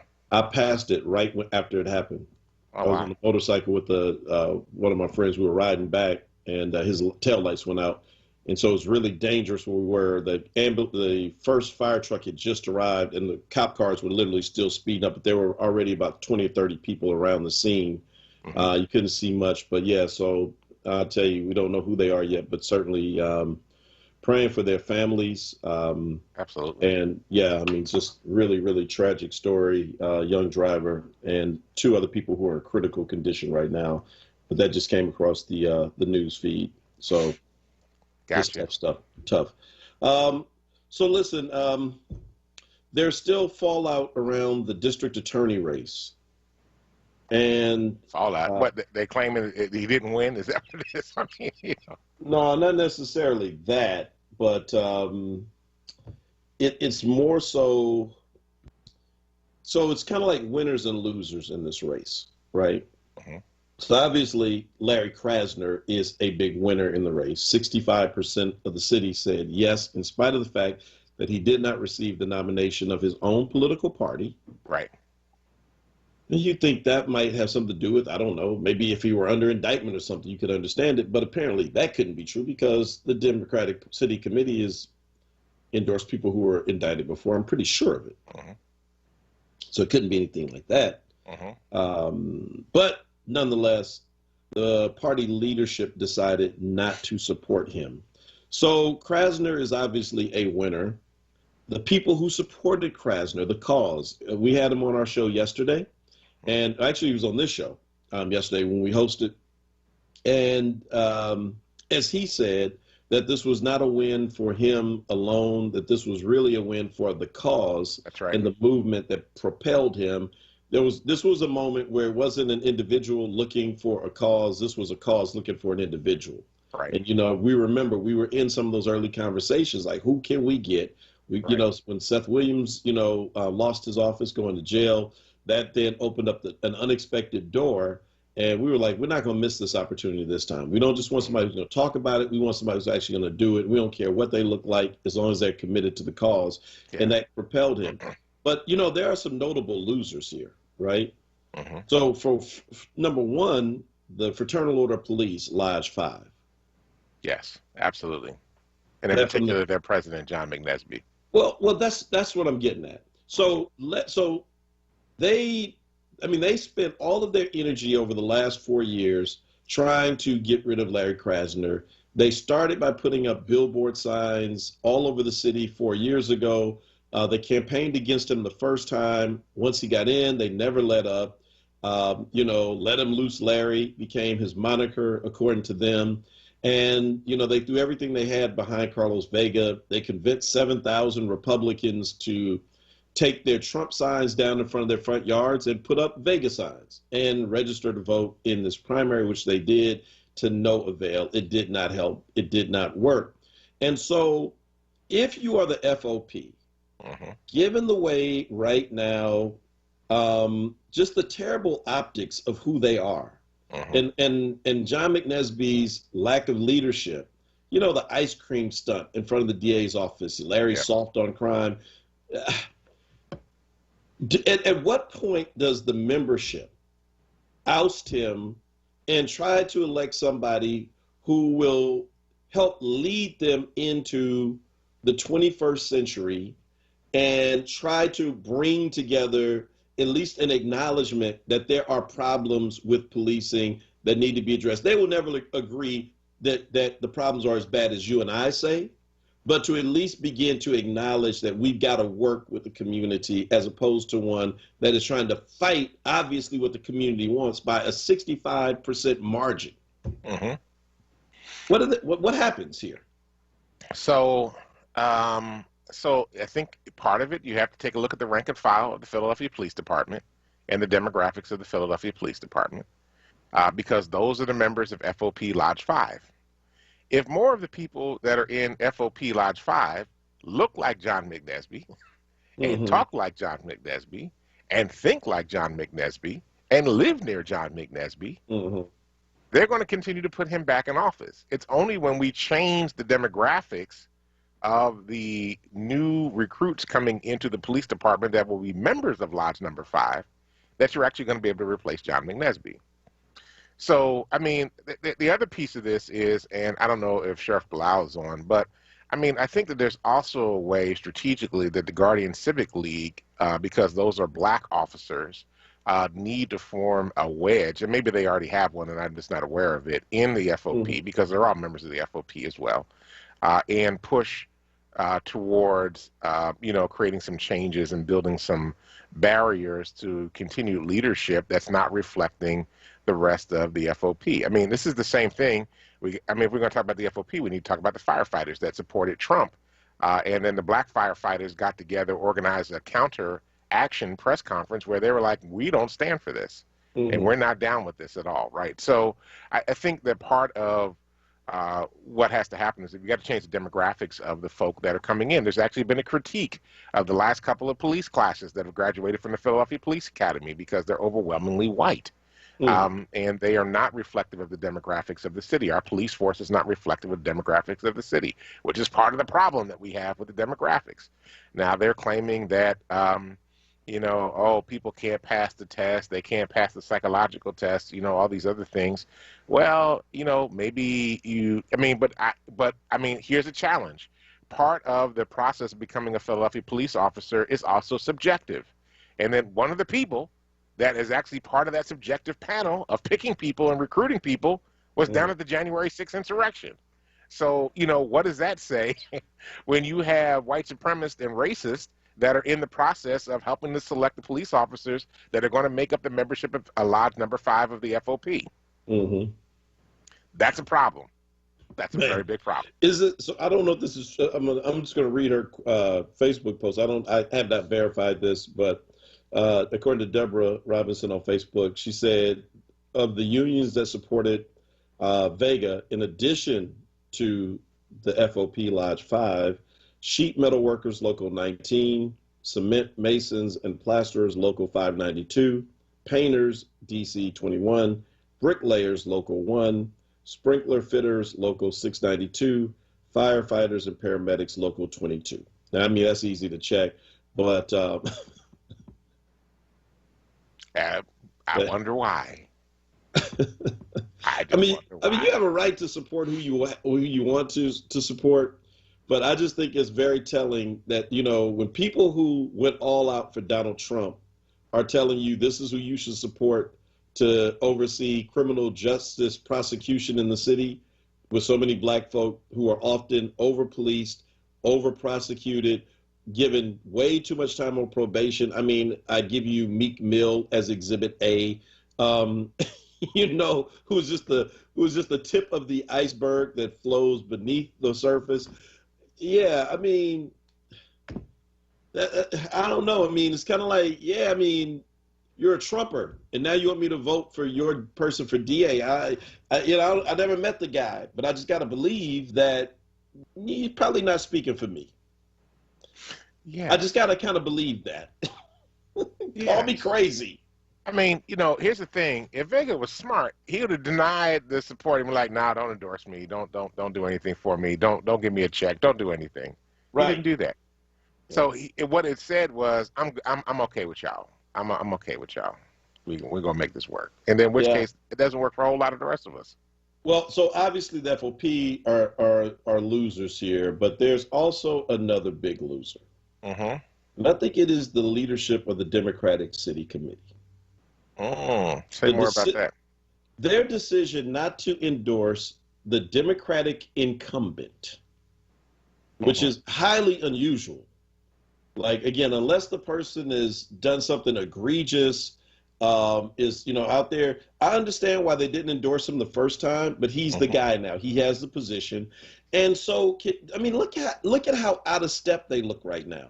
In spite of all that the FOP threw at them, and in spite of the fact that the Democratic City Committee did not endorse Larry, and you didn't have a whole lot of George Soros money dumping commercials in, although that one commercial that ran on our station was like, oh, man, when I think of Carlos Vega, I think of the devil. I'm like, dang. Man, that commercial was like, I kept turning my radio down. That came on. I want to envision somebody looking like the devil, man. Red horns and a tail and but in spite of I all, thought it was very effective. To be honest with you, that was a serious hit piece right there. But in spite of all of that, the man wins by a huge margin. So, if you're the Democratic City Committee, you mean to tell me that you are that out of step with your own voters? If it came down to if it was like a 51 to 49% win, and Larry came out thinking whew, that was a squeaker. That's one thing. But for it to be so wide says that maybe Democratic City Committee, you don't know the majority of your voters like you think you do. Because that was a terrible mistake. And I'm going to tell you, and people like Ed Rendell coming out endorsing Vega, and we're going to see Ed Rendell next year coming and trying to get us all worked up over the midterm election. And it's like, man, nobody will hear from you now. I mean, it's going to be hard for you to now flip the switch and make people forget that stuff. I think that the leadership of the party, like the leadership of the FOP, it is time for some real changes at the top.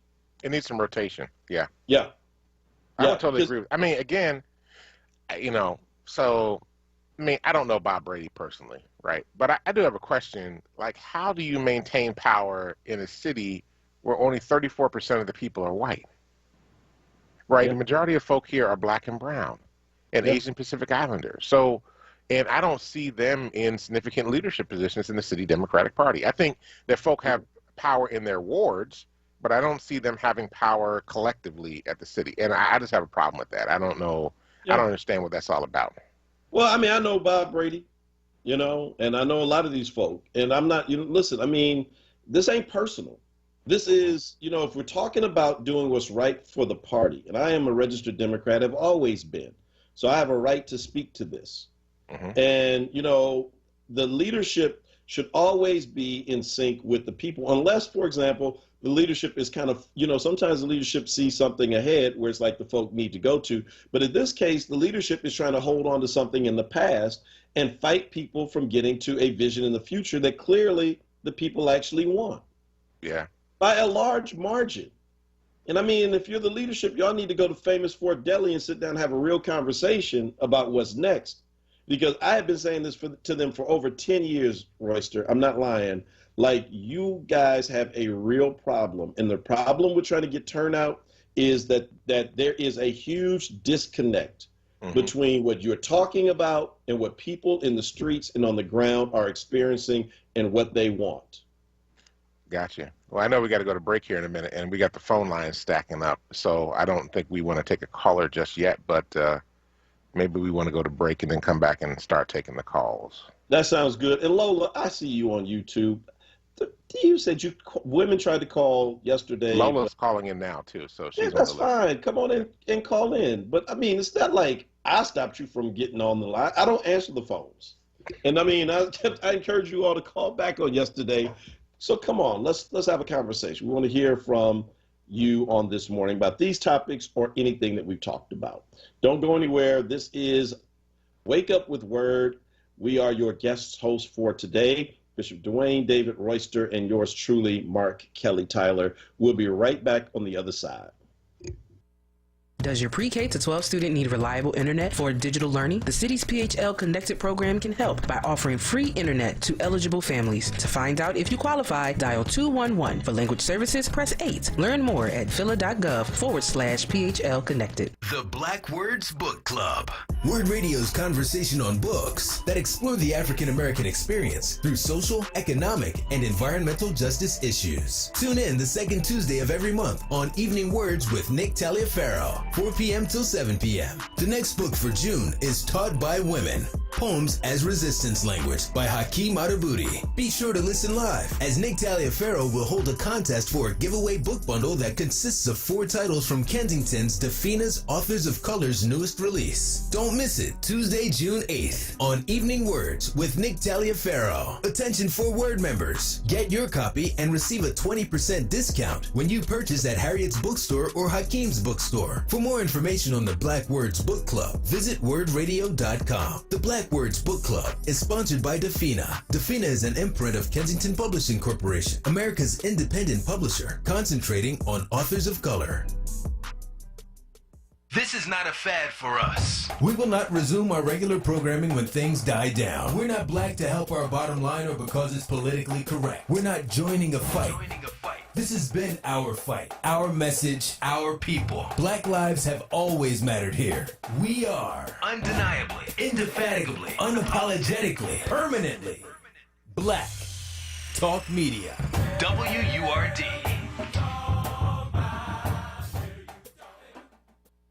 Now, a traffic update on Word Radio.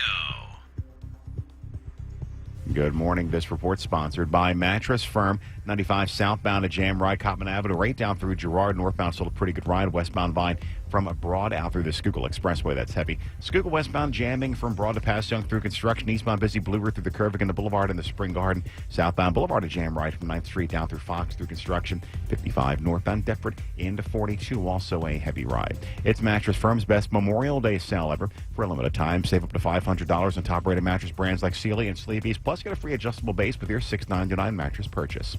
For more traffic information, log on to sigalert.com. Jim Bachman with your Philadelphia area traffic. Now, a word weather update. Here's NBC 10 First Alert meteorologist Bill Henley. Sunny, nice, and warm today. Back in the 80s this afternoon. 86 the high with low humidity and light winds during the day today. Clear tonight, down to 55 Friday morning. Another warm, comfortable day. A high of 85 Friday afternoon. The heat cranks up this weekend near 90 with mostly cloudy skies on Saturday. Sunshine 92 Sunday afternoon. I'm NBC 10 First Alert meteorologist Bill Henley.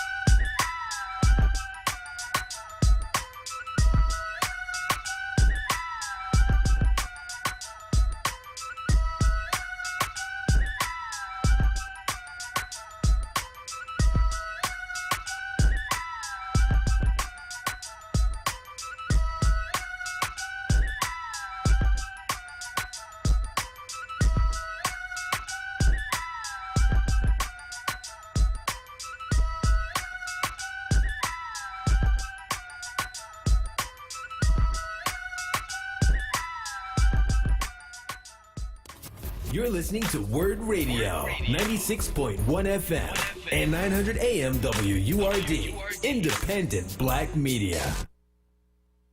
Word with special guest hosts Mark Kelly Tyler and Dwayne David Royster. I was getting ready to say that music was making me feel like I wanted to rap, man. I was feeling like my 1980s, 1990s vibe, ready to throw down with some rap there. But anyway, I won't torture you all with that.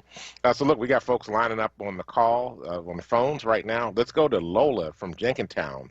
She's calling about the Democratic Party not backing Larry Krasner. Lola, welcome to Wake Up with a Word.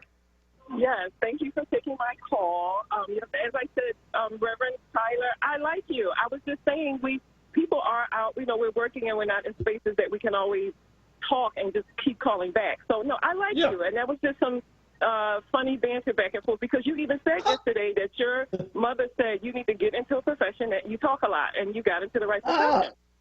There you go, Lola. I like you too, but hey, I'm going to give you we're going to give you a hotline, the Lola hotline, and it only rings for you. Well, listen, I have an ATV, so I can meet up with you and we can ride out all day and all night. You ain't said nothing.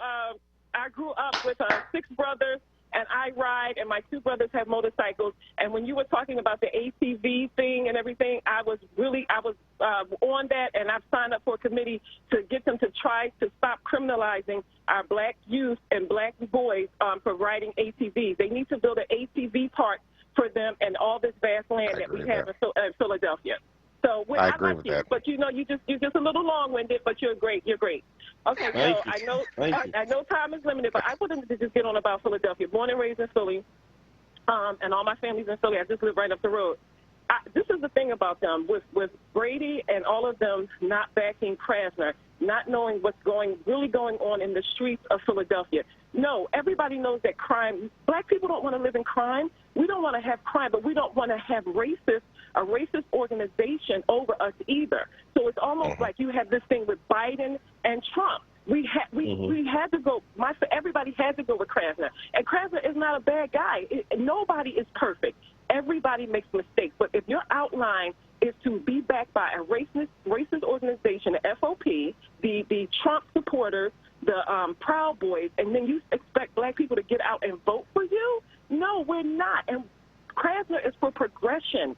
There have been 19 men released under him who were, prosecuted unfairly and convicted under Vega's reign. So why would we want to go back to that? And then you have Rendell and Brady and the Democratic Party, Clark, Evan, whoever, all of them, and the city council not backing him. Philadelphia black people need to stand up. We need to get some qualified candidates, go against them, and get them out. If you don't want to back the citizens of Philadelphia and you don't know what's really going on with the people you represent, then you no longer represent the people, and you need to move on. People are not looking back in the past. They want to move forward, and they are still in the past 30, 40 years ago. Poverty is still the same 30 and 40 years ago in the same neighborhood. People don't want to live like this anymore. Yeah, I mean, like, who can deny that, right? I mean, that's kind of the point. The FOP, Donald Trump, is that who you? I mean, could anybody imagine a Vega administration under the direction of the FOP that got him in office for the next 4 years? I mean, activists themselves who are out there supporting him don't realize that, this is the group that not only brutalized activists on last year, but would love to see you thrown underneath the jail. I mean, we didn't have a choice. And I agree with you, Lola, that it's not like, let me put it in the words of Sonia Sanchez, who said, in a world of lesser evils, I'll take less evil every time. Period. Full stop. Thanks, Lola, and I'll see you out there popping wheelies. Jeez. You and your 6 brothers, we about to do the thing. Oh, Lord. All right, well, before we get in trouble here, let's go to Maurice in Southwest. Maurice, welcome to Wake Up with Word. Hello, gentlemen. Let Good me morning. tell you something. I'm a descendant from Black Wall Street, but the Wall Street in North Carolina was called Haiti, spelled with a Y. My great-uncle started the North Carolina Mutual Insurance Company back in the day. He was a millionaire in 1919. He also went to Harvard, started off as a boot black. So when I heard that lady talk, tears were rolling down my face. Because a lot of people don't understand. There were a lot of Black Wall Street. It just wasn't just a couple. A lot of blacks went on their own and started their own towns, and they had running water inside their house, which white people didn't have. They had a bus system. They had lights. They had all that kind of stuff. They had refrigeration. They had all that. But they don't. The white people don't want you to know that. But getting to the other part about this Democratic Party, out of the whole Democratic Party, I've only heard personally one person that stepped up to the plate, and that's McClellan. McClellan is the only one that made a commercial for Larry Krasner, and the other ones act like they don't know what we going through, why we upset, why we out there protesting. They act like that doesn't even matter, because I never heard of such. I talk bad about politicians all the time anyway, but they actually proved my point this time to everybody that they don't have our back. They wanted administration under Vega. They wanted the FOP, because you all guys know that most of the people on city council get a check from the FOP. I don't know how big it is, but they get money from them. And listen, I won't get off because I said enough, but I like how y'all talking this morning, and I appreciate y'all. That's what I want to let you know. Thank you.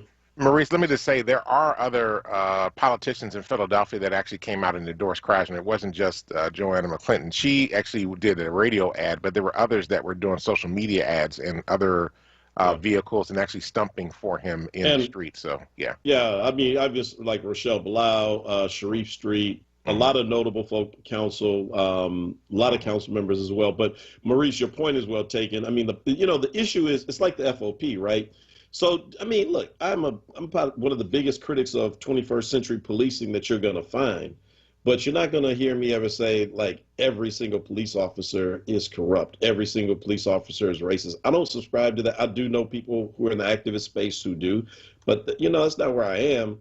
And, but their leadership that represents them is making them all look like they are racist and like they support it because this guy is still there. Likewise, I think what we're talking about is the Democratic Party itself. And if your party leadership cannot come out in a forceful way and recognize in this moment a lot of what you and Lola just said about the experiences that Black people are having right now and why it's important to support us, but they felt like they were torn between, how are you going to possibly be torn between us and the FOP when they have gone full Republican and GOP anyway? Right. They've already cut themselves off from you, allegedly. But, you feel some kind of allegiance to them, then fine. You know what? Then go with them. Go with them. And don't come back over here. And let's find new leadership to represent the Democratic Party, not the party that endorses Donald Trump. I don't even understand how this is even an issue or a thing. Y'all ought to be ashamed of yourselves. All right. Let's take Brother Joe. Brother Joe, we got a couple minutes before the break here, so if you could just come on. Brother Joe from Germantown. Yeah, Welcome to Wake Up with Word. Hey, Bishop Royston, Reverend Tyler, and Quaker. First, Lola, well said, Sister Lola, well said. And it's telling to what Will Megan said yesterday. Will said that not one white ward leader supported Krasner. That speaks volumes and stuff, which I'm not surprised. But I just want to direct this question. I'm speaking heart to heart, brother, and I'm not putting y'all in the spot because I know you have yourself, Bishop Royce, spoken out against Benjamin Netanyahu. I don't know why is it so reluctant for members of our Black clergy and certain members of the Congressional Black Caucus to speak out against that criminal thug, Benjamin Netanyahu, and the mistreatment of our Palestinian brothers and sisters. What does this say about being called anti-Semitic? Let me give you the history. And for full disclosure, let me say this. I have Jewish friends, so anybody want to call me an anti-Semite, I got white Jewish friends I can pick up the phone and call right now. But my point is Phyllis Dennis, who's a good Jewish sister. She represents the group called Jews for Peace. She despises what goes on over in Israel. She despises Benjamin Netanyahu for what he is. So my point is this. The Zionists, like something with the Zionism, Reverend Tyler and Bishop from true Judaism, the Zionists, the racists and stuff, what's his name? Benjamin Netanyahu, rabbi over in Israel, a year ago, refers to Black people as monkeys. And when the Israeli press pushed back on it, not only did he not apologize, he doubled down and said he justified in calling Black people apes and monkeys. Not one word of condemnation from the Congressional Black Caucus. And over their mouth, they had no problem coming out and denouncing Minister Farrakhan for some alleged anti-Semitism. Moshe Dayan, the former Israeli Prime Minister, said that the United States military was weak as long as they had blacks in it. And I'm saying to myself, that's insulting when you have considered, Reverend Tyler, and that blacks have served this country honorably. Many times brothers got lynched with a uniform on. For this bigot to sit there and say that the military is weak for having blacks in it. See, and don't forget, it's the stuff in South Africa. You have had the massacre in Soweto. Hey, Brother Joe. Yeah, bro. I think. Yeah, you made you. Let me say this, from the close of this, brother. They was marching peacefully, was gunned down by the South African police. That's where they got their weapons from, the Israeli government. I mean, these are facts, Reverend Tyler. These are facts that need to be discussed, and we shouldn't be afraid to say these things for fear of anti-Semitism. These are factual historical facts, man. I'm just telling you the truth, that's all. It don't make you a hater. It's just telling the truth, just speak truth to power, that's all. Yeah, Brother Joe, appreciate that. I mean, let me just say this real quick about this. I want to be able to separate the Israeli government from the people who practice Judaism as a faith, right? They are, I mean, although most Israelis are Jewish folk, we need to be able to separate the actions of the government, right? Netanyahu, in my estimation, is just pure evil. And he's hanging out with dictators. He loved Trump. He's doing a lot of things. He's become very close to Putin. I think that from a political standpoint, he's very dangerous. And I think we need to be very clear about that. I do not appreciate things that have happened over in Israel and how they have treated people, in particular Ethiopian Jews that have come over from Africa and come into Israel. But that is not a critique of the faith. That is a critique of their politics. And in particular, their government's politics. And I think oftentimes those two get convoluted. And so people feel like when you offer that critique, it's anti-Semitic. I'm not being anti-Semitic. It's no different than me critiquing the American government, which I do on a daily basis, when I critique the Philadelphia government or the state government on a daily basis. And so when we go, we need to be able to say, I'm critiquing the government of Israel and the actions of the government of Israel, and that is not an issue of being anti-Semitic. And let me just be clear about this. I believe the Israeli people have a right to exist, and I believe the Palestinian people have a right to exist, and they each have a right to exist in peace. And so we need to figure out what that is to be able to get to that place so that everybody can live in virtual peace. All right, I know we got to go take a break. Yep, on the other side, we will continue this conversation. I know we have a couple of people on the line. And again, because some of you did not hear it already, we're going to play that short clip of Viola Fletcher's testimony before the United States House of Representatives on yesterday. This is Wake Up with Word, co-hosted today by Bishop Dwayne David Royster and yours truly, Mark Kelly Tyler. Don't go anywhere. Hit the share button and tell other folks that you are listening. At Bank of America, we believe in the power of collaboration to create jobs and fuel economic opportunity. That's why we're working with area colleges and universities, local organizations, and other companies to help people get the skills they need and build a growing pipeline of talent. Combined with an increased commitment to hiring by major employers, that means more opportunities for more members of our community. What would you like the power to do? Bank of America N.A. member FDIC, equal credit opportunity lender. African Genesis Institute, the world's largest and fastest growing youth organization of its kind, is offering $1,000 book scholarships for freshman students attending the world-renowned Howard University this fall. To apply, donate, or get more information, please visit the website at africangenesis2.org/book scholarship or call 215-247-5121. That's 215-247-5121. Stage Door, focusing on arts and culture in and around Philadelphia.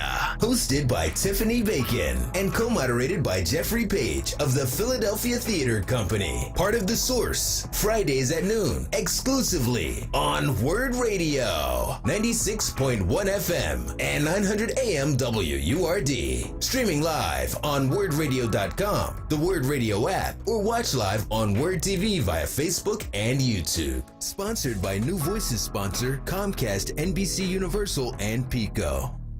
Tune in every Saturday at 4 p.m. for the Did You Know Show with host Bryant Green, right here on WURD, 96.1 FM and 900 AM. This is WURD Radio, 96.1 FM and 900 AM WURD Philadelphia. Black Talk Media.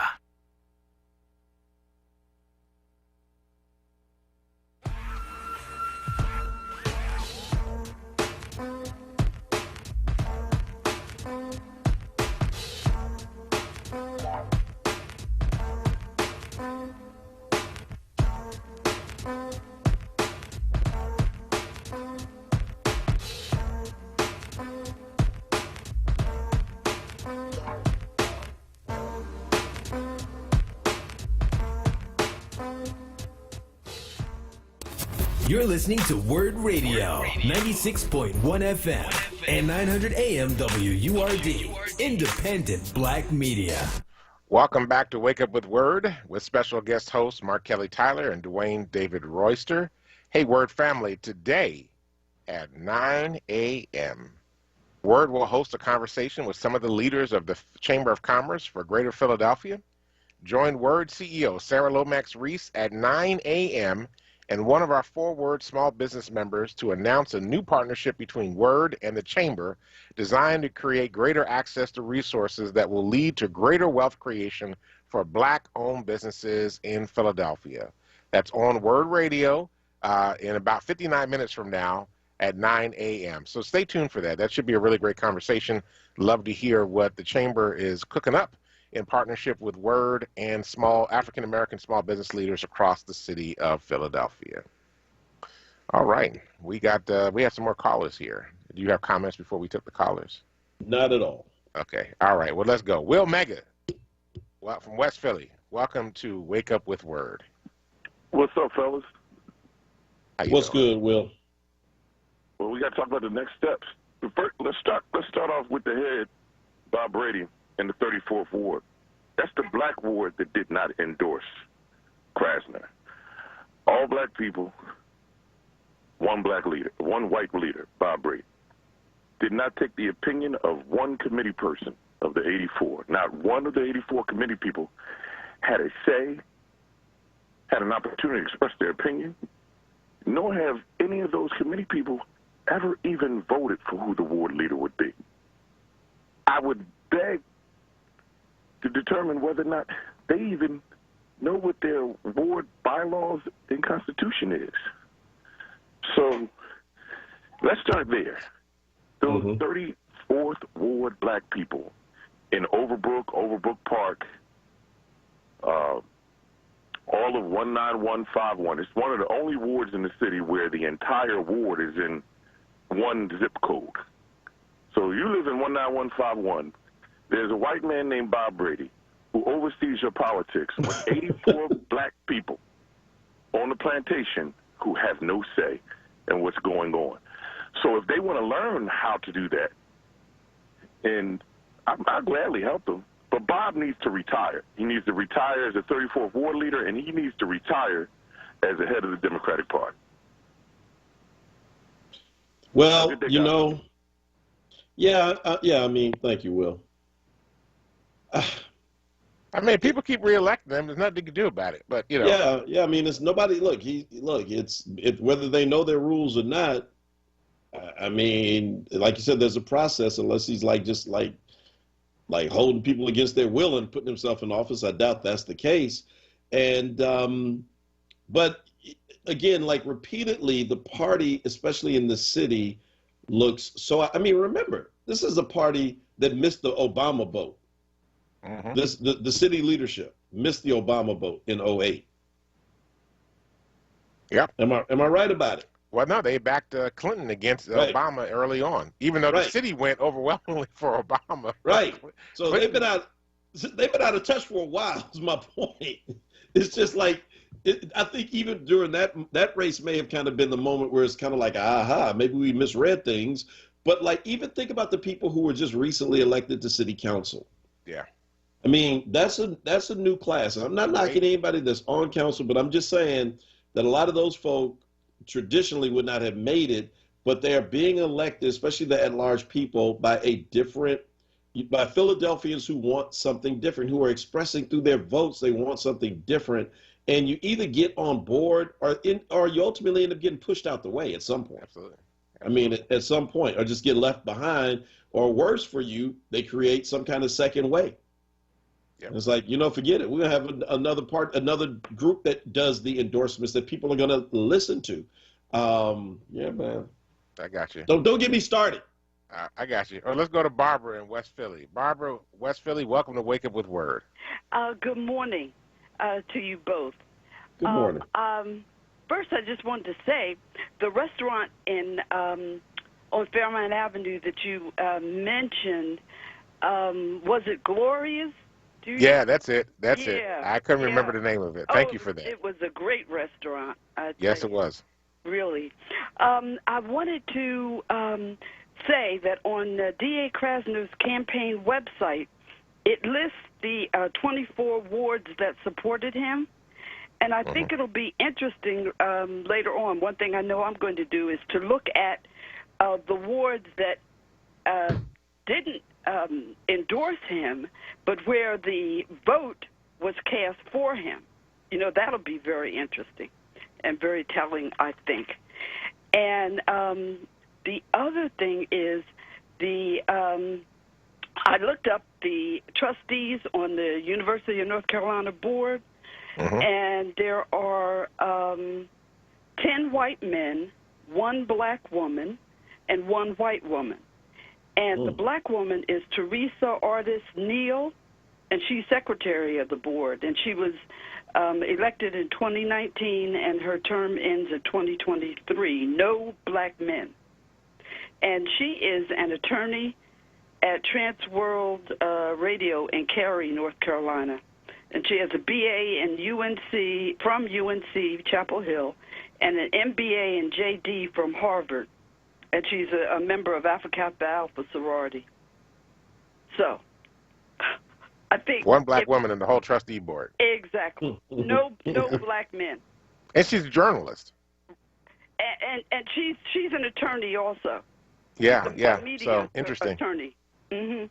So at some point, if you could have her on, you know, one of the shows, that would be good. I think. Well, I guess you can't say but so much, you know, about it. But it would be interesting to see if she would come on. All right. Okay. Well, thank you. Thanks, Bart. Thank you. Take care. Let's take one more call for right now, and because we got a couple other things we got to do today, and if you want to hold those who are out there, that's fine. But let's take Madeline Dunn from Overbrook, because Will Mega just talked about Overbrook, and she wants to comment on it. I'm sure to either refute it or to affirm it. But Madeline Dunn, welcome to the program. Thank you so much for taking the call. Will Mega, it was just marvelous, darling, to hear you this morning go with that, because I've been thinking, who could I turn to in the 34th? You know, when I look at the ward and where we are, most of us are older. I'm 87. We need some young people, and I can't get, my children have no interest in this stuff. My friends' children have no interest in this stuff. Preachers, come on, from the pulpit. We got to kind of look at our trees and how we're going to plant them. But Will, thank you so much. This is what I want to say to you. Call me. If I can do anything, all right. I'm on board, and you know I can make phone calls. When I went to the polling place on Tuesday, and I didn't have to go because I had sent my ballot in, just to see what it looked like, 31, 32 people. I asked everybody on each board, 3 different boards, to call 10 people, and ask 10 people to call 10 people. And as you do it, please just tell them it's for our children. It's for, and I believe this.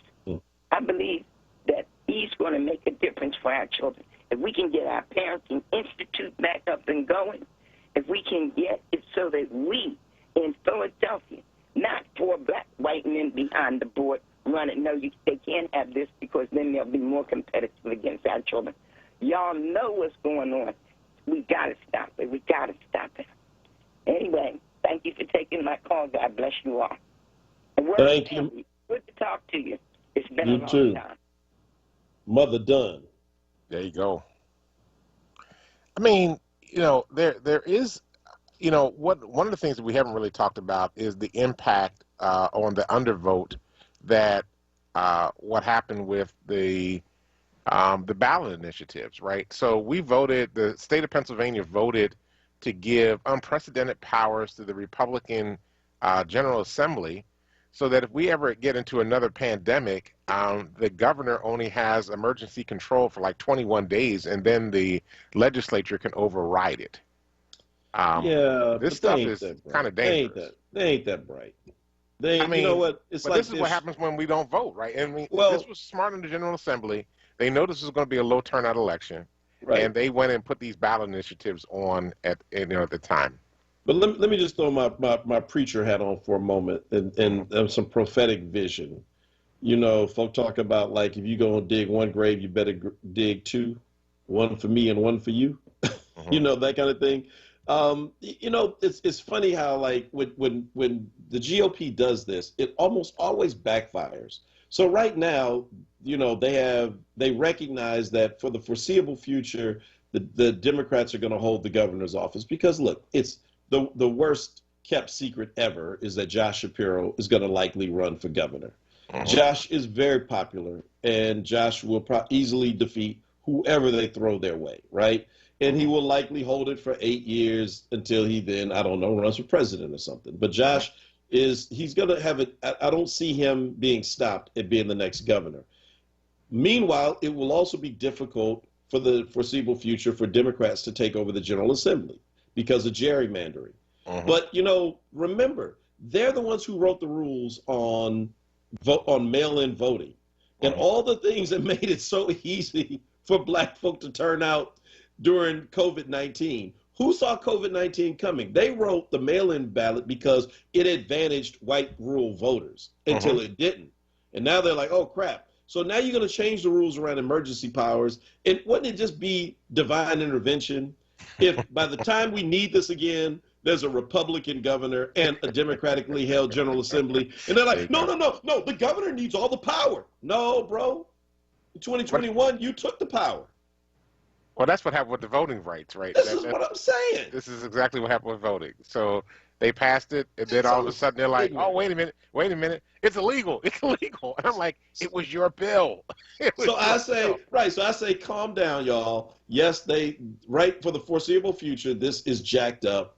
The fact that they can have this kind of power over a sitting governor, perhaps, you know, this is something that will be taken to court and that the court might even, you know, find to be unconstitutional to strip that kind of power from the executive, especially the way that the state constitution is designed.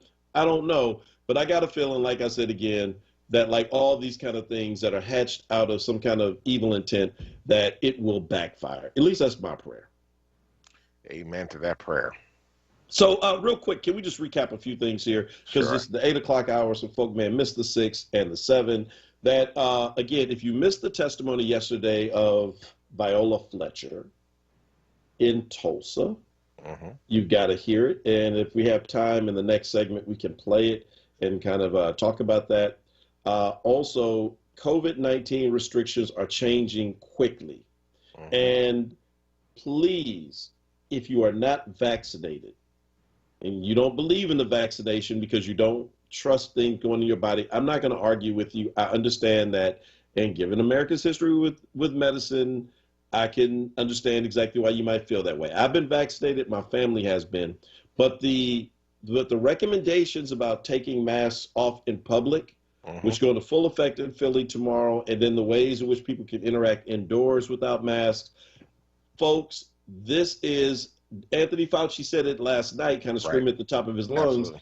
This is guidance for vaccinated people who can also still get the disease, but it will be less problematic for you if you get it and you're vaccinated. For those who are unvaccinated, you are really taking a big risk rolling into these big public meetings. You probably dodged the bullet thus far because most folk had their masks on around you, but people are still asymptomatic. And so, I mean, don't take risks with your health. It's not worth it. I have had to bury personally far too many people who have died from COVID over the last year. And I mean, don't run the risk is what I'm trying to say. Please don't. If you are not vaccinated, please wear a mask everywhere you go. Yeah. Period. Yeah. Period. Mask up. That's right. Isn't that interesting? That they want black men who walk in banks to wear masks?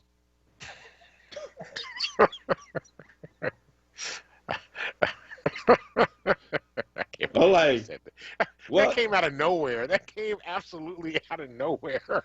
I've been holding that one. I've been holding that one for about a year and a couple of months. It's the truth, though, right? It's like, oh, before you come in our bank, please put your mask on. Like, really? It's like 3 of us. Like, yes, we feel more comfortable with you black men in here with your masks on. All right. I can't believe. How things have Where changed. on earth did that come from? That came out of nowhere. It was like, Don't forget the monotony, bruh. jeez. Wow. You haven't thought about that over the last year? I have not thought about that over the last year. That is something. That's one thing I have not thought about. So yes. Really? Yes. I think about it. That's things that I think about all the time when I'm in stores. They're like, oh, I'm like, y'all really want me to mask up? Okay, no problem.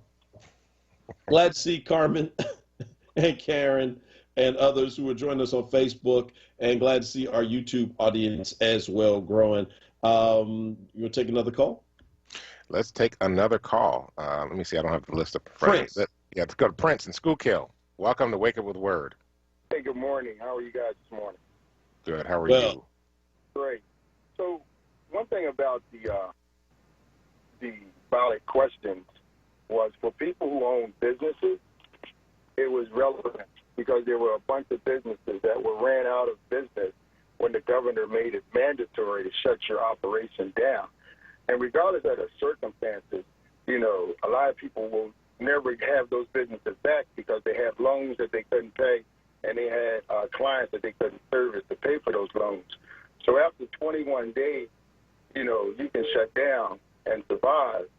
But after 3 months or 4 months, you can't survive. And so it's a bit responsible or irresponsible to business owners, but it's irresponsible for a paid governor and paid administrations who are collecting a paycheck to shut somebody's business down for a year or 6 months, you know. And so that's why the legislation has put these questions in play.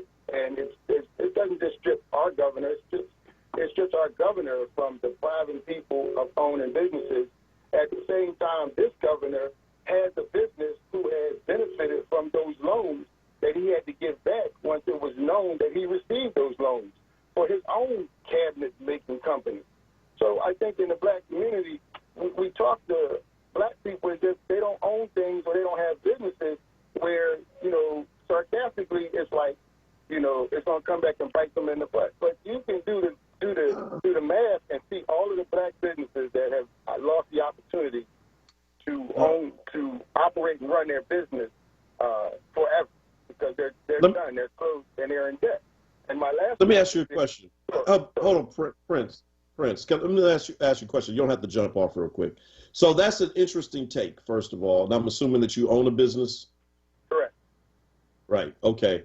So, you know, we don't own businesses per se. I have an LLC, but we do operate churches, which have a business function, and that we're deeply impacted by the inability to gather in person.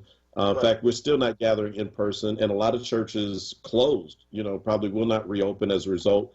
Others expanded because they were able to adapt quickly.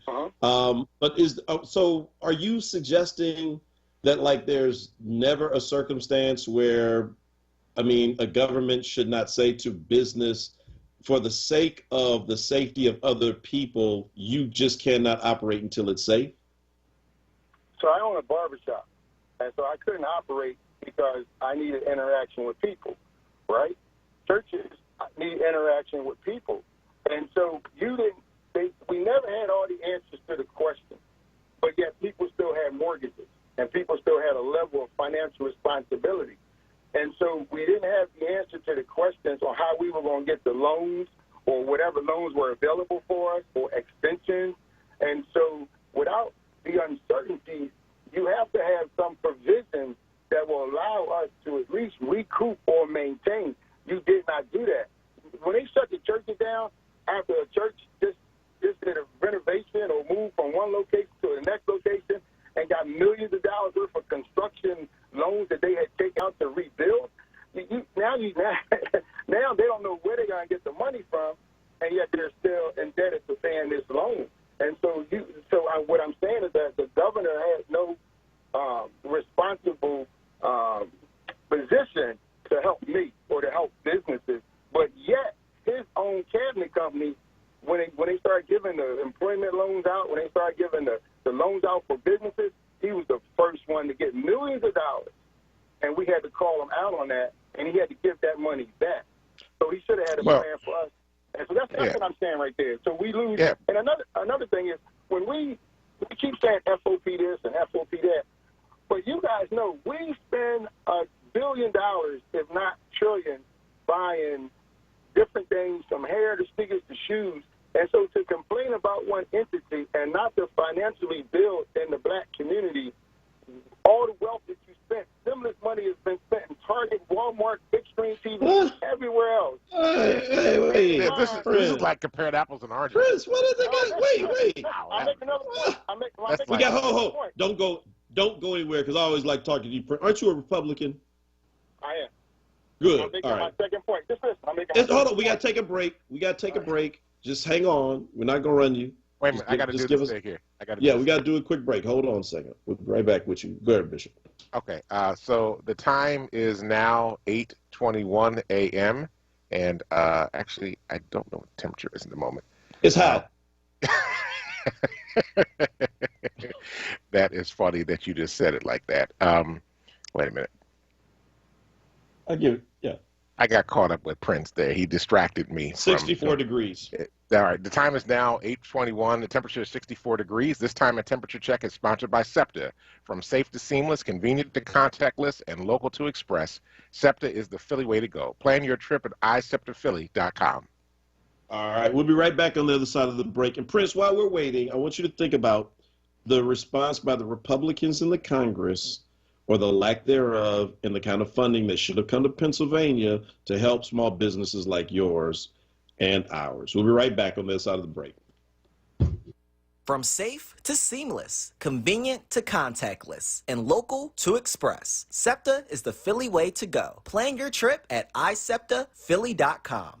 Clark Roofing Company has over 30 years of quality roofing experience, providing exceptional customer service, honesty, and professionalism. Clark Roofing is a second-generation master roofer, installing top-quality roofing systems for commercial and residential properties across the tri-state area. For fast, dependable service, call 215-365-ROOF. That's 215-365-7663.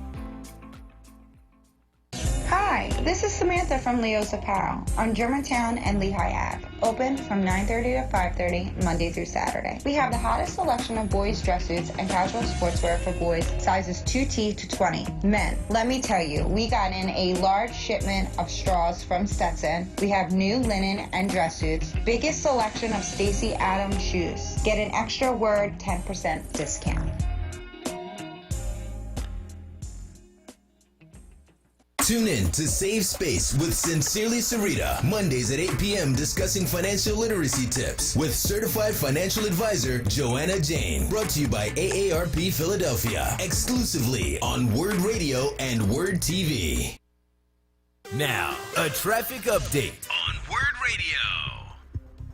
Good morning. This report sponsored by Smart Mouth, the only 24-hour mouthwash with twice daily use. Traffic jam, Schuylkill Expressway, eastbound side, heavy 202 to Gulf Mills, Blue Ridge to Belmont, Jam Boulevard to Spring Garden, westbound, heavy Broad to Passyunk through construction, again Bear through south, against City on to Belmont, southbound Boulevard to Jam 9th Street down to Fox through construction, westbound on the Vine Expressway, busy from 8th out to Broad, again Parkway through the Schuylkill, eastbound delays off 76 through Broad Street, southbound 95 for Jam Cotman, right down through Girard, 55 northbound Jam there from Deptford in the 42. If you talk to someone and they jump back because of your breath, you need Smart Mouth, the 24-hour mouthwash. You want to turn heads, but not like that. Smart Mouth is the only mouthwash that can provide 24 hours of fresh breath when used twice a day. Pick up a bottle of Smart Mouth today or visit smartmouth.com. For more traffic information, log on to sigalert.com. Jim Bachman with your Philadelphia area traffic. Now, a WURD weather update. Here's NBC 10 First Alert meteorologist Bill Henley. Sunny, nice, and warm today. Back in the 80s this afternoon. 86 the high with low humidity and light winds during the day today. Clear tonight, down to 55 Friday morning. Another warm, comfortable day. A high of 85 Friday afternoon. The heat cranks up this weekend near 90 with mostly cloudy skies on Saturday. Sunshine 92 Sunday afternoon. I'm NBC 10 First Alert meteorologist Bill Henley.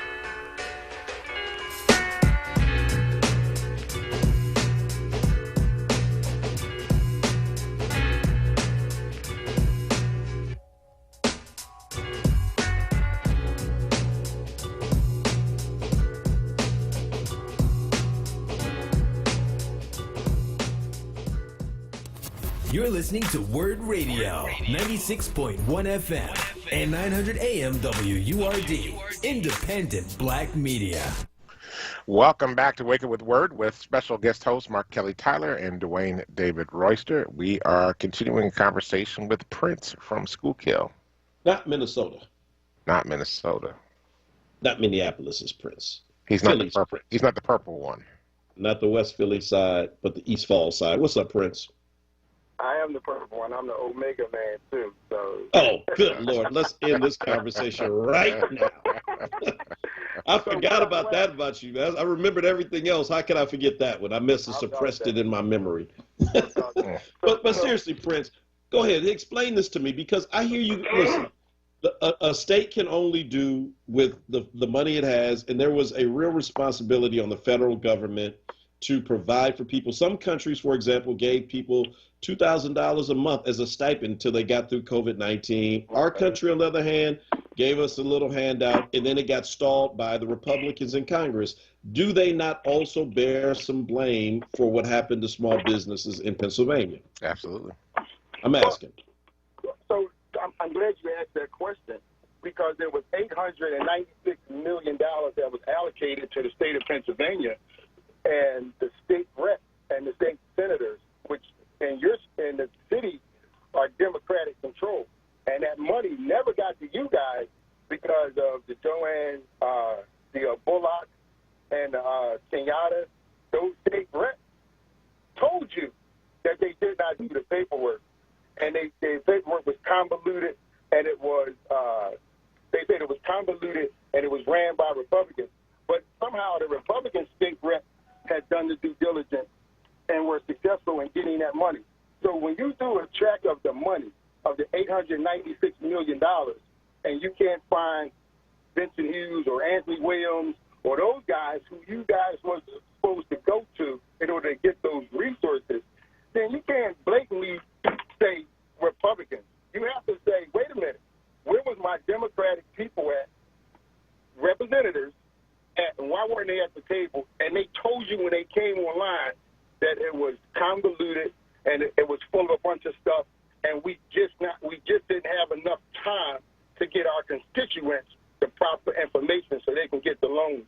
Remember, at some point in time, because they didn't give it to you, they was giving it back to the prison system, and you had to bring people on to explain that.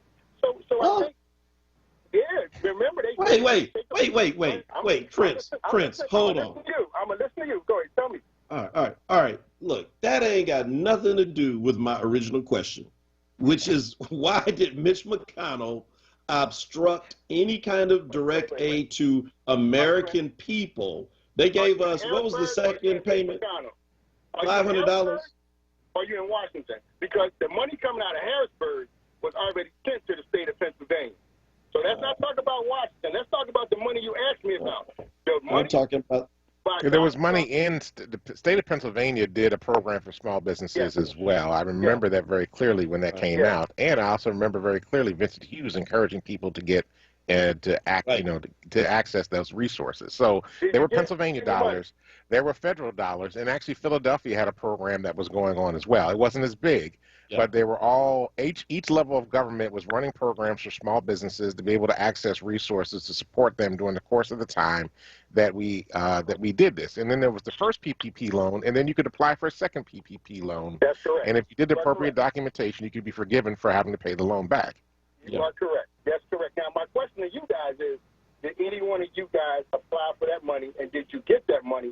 And since Senator Vincent Hughes was advocating for that money after they were about to give it to the prison system, that was still the same $896 million that Donald Trump sent to Pennsylvania. All right.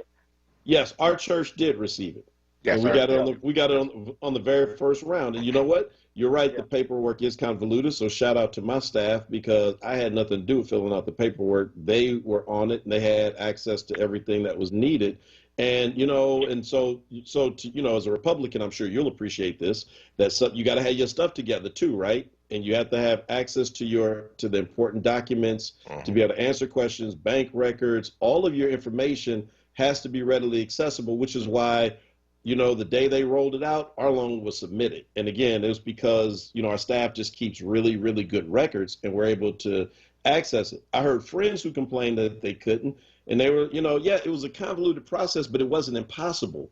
And right. And that's all I'm saying. What I'm saying is we're not arguing about something that's right or wrong. We're arguing about the dollars. Like, you had to have your employees, you have to have their Social Security numbers, you have to have the time that they work, you have to show proficiency or contracts that were hindered by this situation. And then so what I'm saying is not just you guys, but it was a lot of other influential churches who had their books and records and all together. The problem is that there are a lot of businesses in those communities in West Philly and in North Philly that was not as astute or was not as positioned like you were.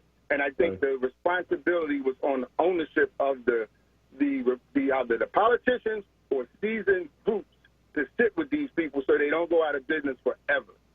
All right. So we got to roll, but let me say to you, Prince, we do our show is 6 to 7. Paul Mooney just passed away, and on the Dave Chappelle show, he had a segment called Ask a Black Man. We're going to create a segment just for you, Ask a Black Republican, and people can call in and ask you anything they want. You down with that? I don't have a problem with that. I'm an educated, so just ask a person. You can ask a man. I only be black man. I'm not going to be any other color. So just say ask a Republican, and I'll call in and I'll answer questions. Thank you. In the spirit of Paul Mooney, it's got to be Black Republican. We'll talk about that later. We'll talk to you, Prince. Have a good one. And Prince always used to give me a hard time.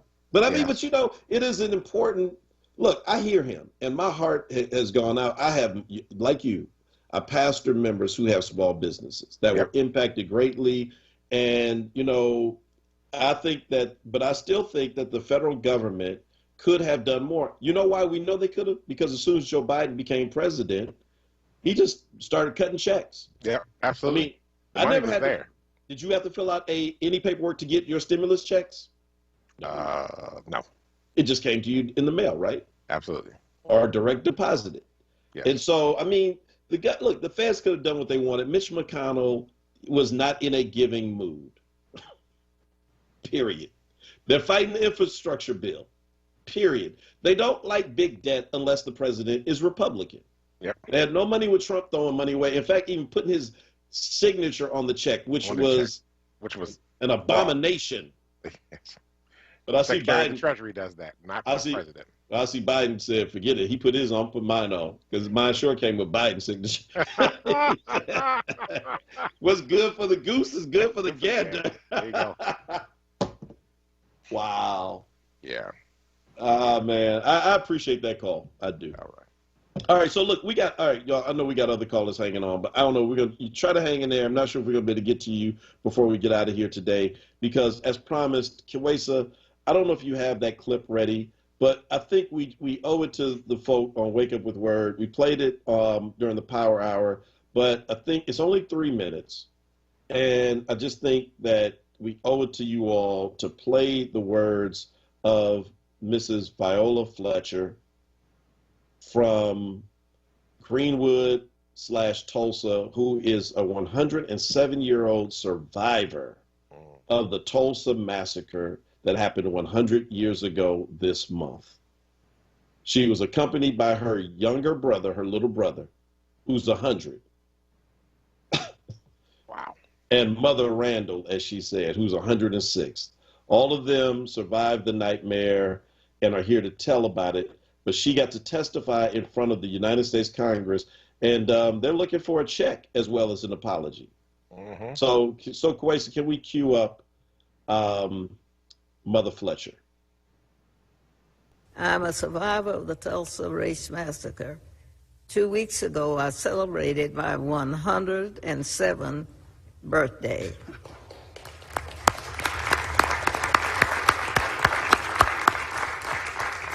Today, I'm visiting Washington, D.C. for the first time in my life. I'm here seeking justice, and I'm asking my country to acknowledge what happened in Tulsa in 1921. The night of the massacre, I was awakened by my family. My parents and 5 siblings were there. I was told we had to leave, and that was it. I will never forget the violence of the white mob when we left our home. I still see black men being shot, black bodies lying in the street. I still smell smoke and see fire. I still see black businesses being burned. I still hear airplanes flying overhead. I hear the screams. I have lived through the massacre every day. Our country may forget this history, but I cannot. I will not, and other survivors do not, and our descendants do not. When my family was forced to leave Tulsa, I lost my chance of an education. I never finished school past the 4th grade. I have never made much money in my country. State and city took a lot from me. Despite this, I spent time supporting the war effort in the shipyards of California, but most of my life I was a domestic worker serving white families. I never made much money, but to this day I can barely afford my everyday needs. I'm asking that my country acknowledge what has been happened to me, the traumas and the pain, the loss, and I ask the survivors and descendants to be given the chance to seek justice, open the door. For 70 years, the city of Tulsa and its stream of commerce told us that the massacre didn't happen, like we didn't see it with our own eyes. You have me here right now. You see Mother Randall, you see my brother Hughes Van Ellis. We live this history and we can't ignore it. We lost everything that day, our homes, our churches, our newspapers, our theaters, our lives. Greenwood represented all the best of what was possible for black people in America and for all the people. No one cared about us for almost 100 years. We and our history have been forgotten, washed away. This Congress must recognize us and our history. For black America, for the white Americans, and for all Americans. She ends it with saying on the written piece after that statement, that's some justice. Thank you.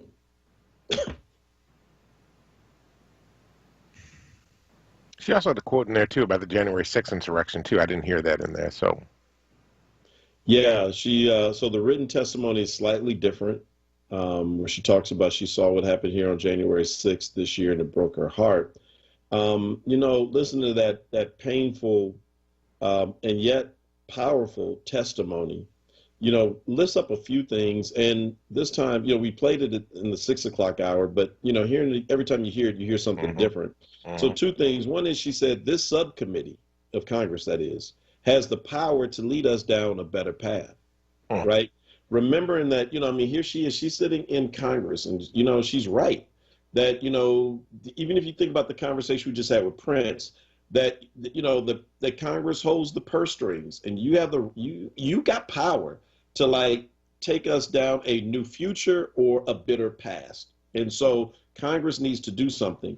But, what also hit me is 100 years ago, that's, a few years after the end of World War I, and black, men in particular who had come back from fighting in France against the Germans and the other, powers that were fighting against these allied forces, where, black folk were beginning to be on the rise.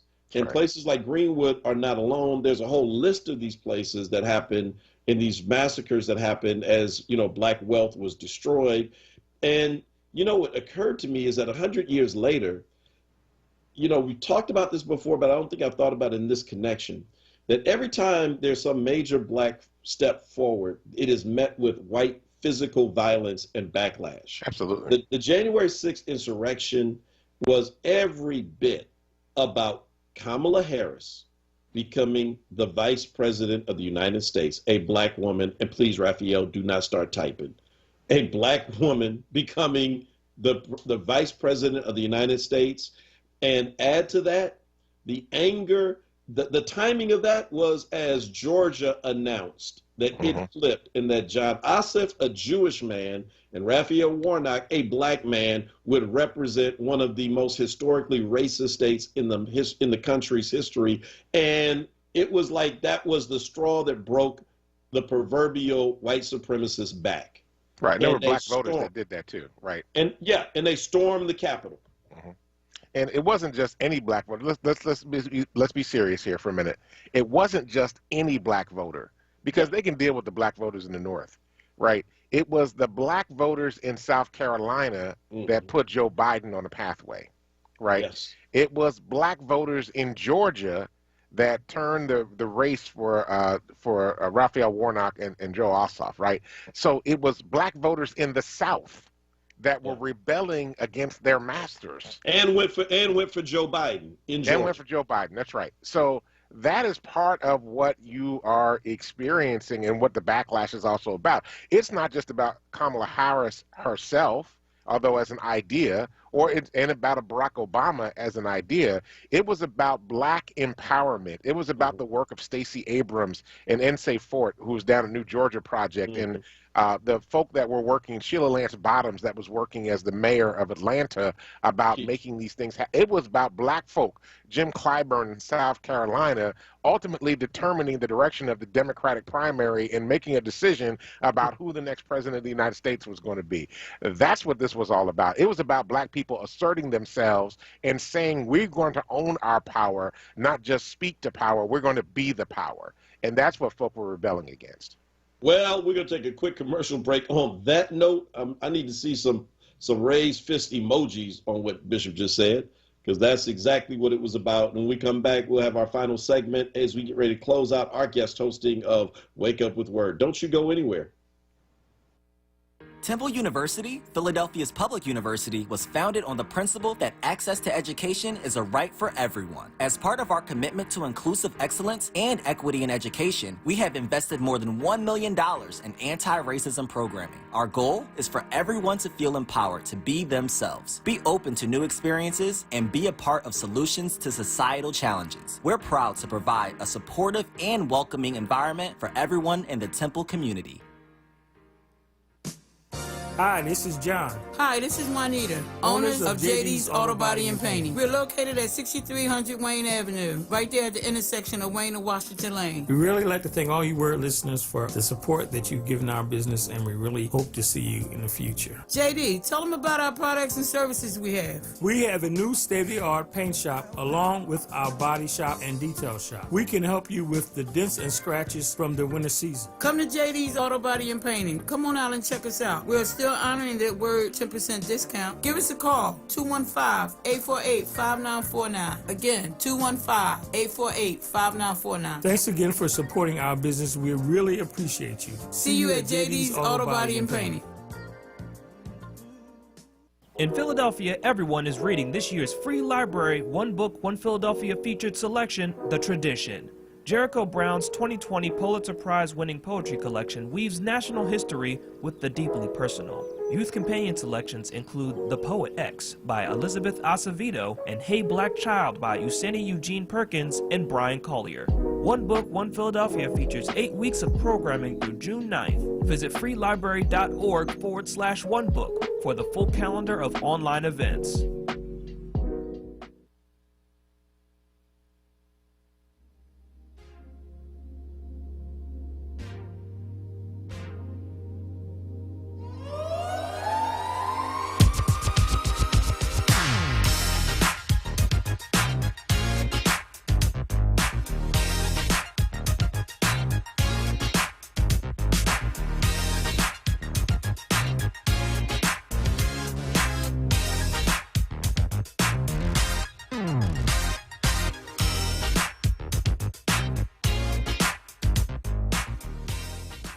You're listening to WURD Radio, 96.1 FM and 900 AM WURD, independent black media. Welcome back to Wake Up with WURD with special guests Mark Kelly Tyler and Dwayne David Royster sitting in for Solomon Jones, who will, I believe, be back tomorrow. Hey, WURD family, are you looking to hire diverse talent? WURD has got you covered. we just launched a brand new job portal to help connect you with diverse talent in Philadelphia and beyond. If you would like to have your jobs featured on our job portal, give us a call at 215-425-7875 or send us an email at sales@wordradio.com. Check out the job portal today on our livelihood website at wordworks.com. That's WordWorks, W-U-R-D works.com, and click on jobs.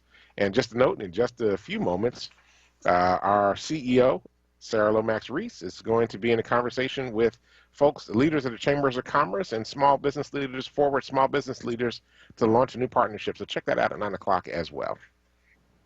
Matt, I am trying to find this book on my bookshelf. I don't see it this morning. It's Leon Sullivan's book, Build, Baby, Build. The late Reverend Leon Sullivan.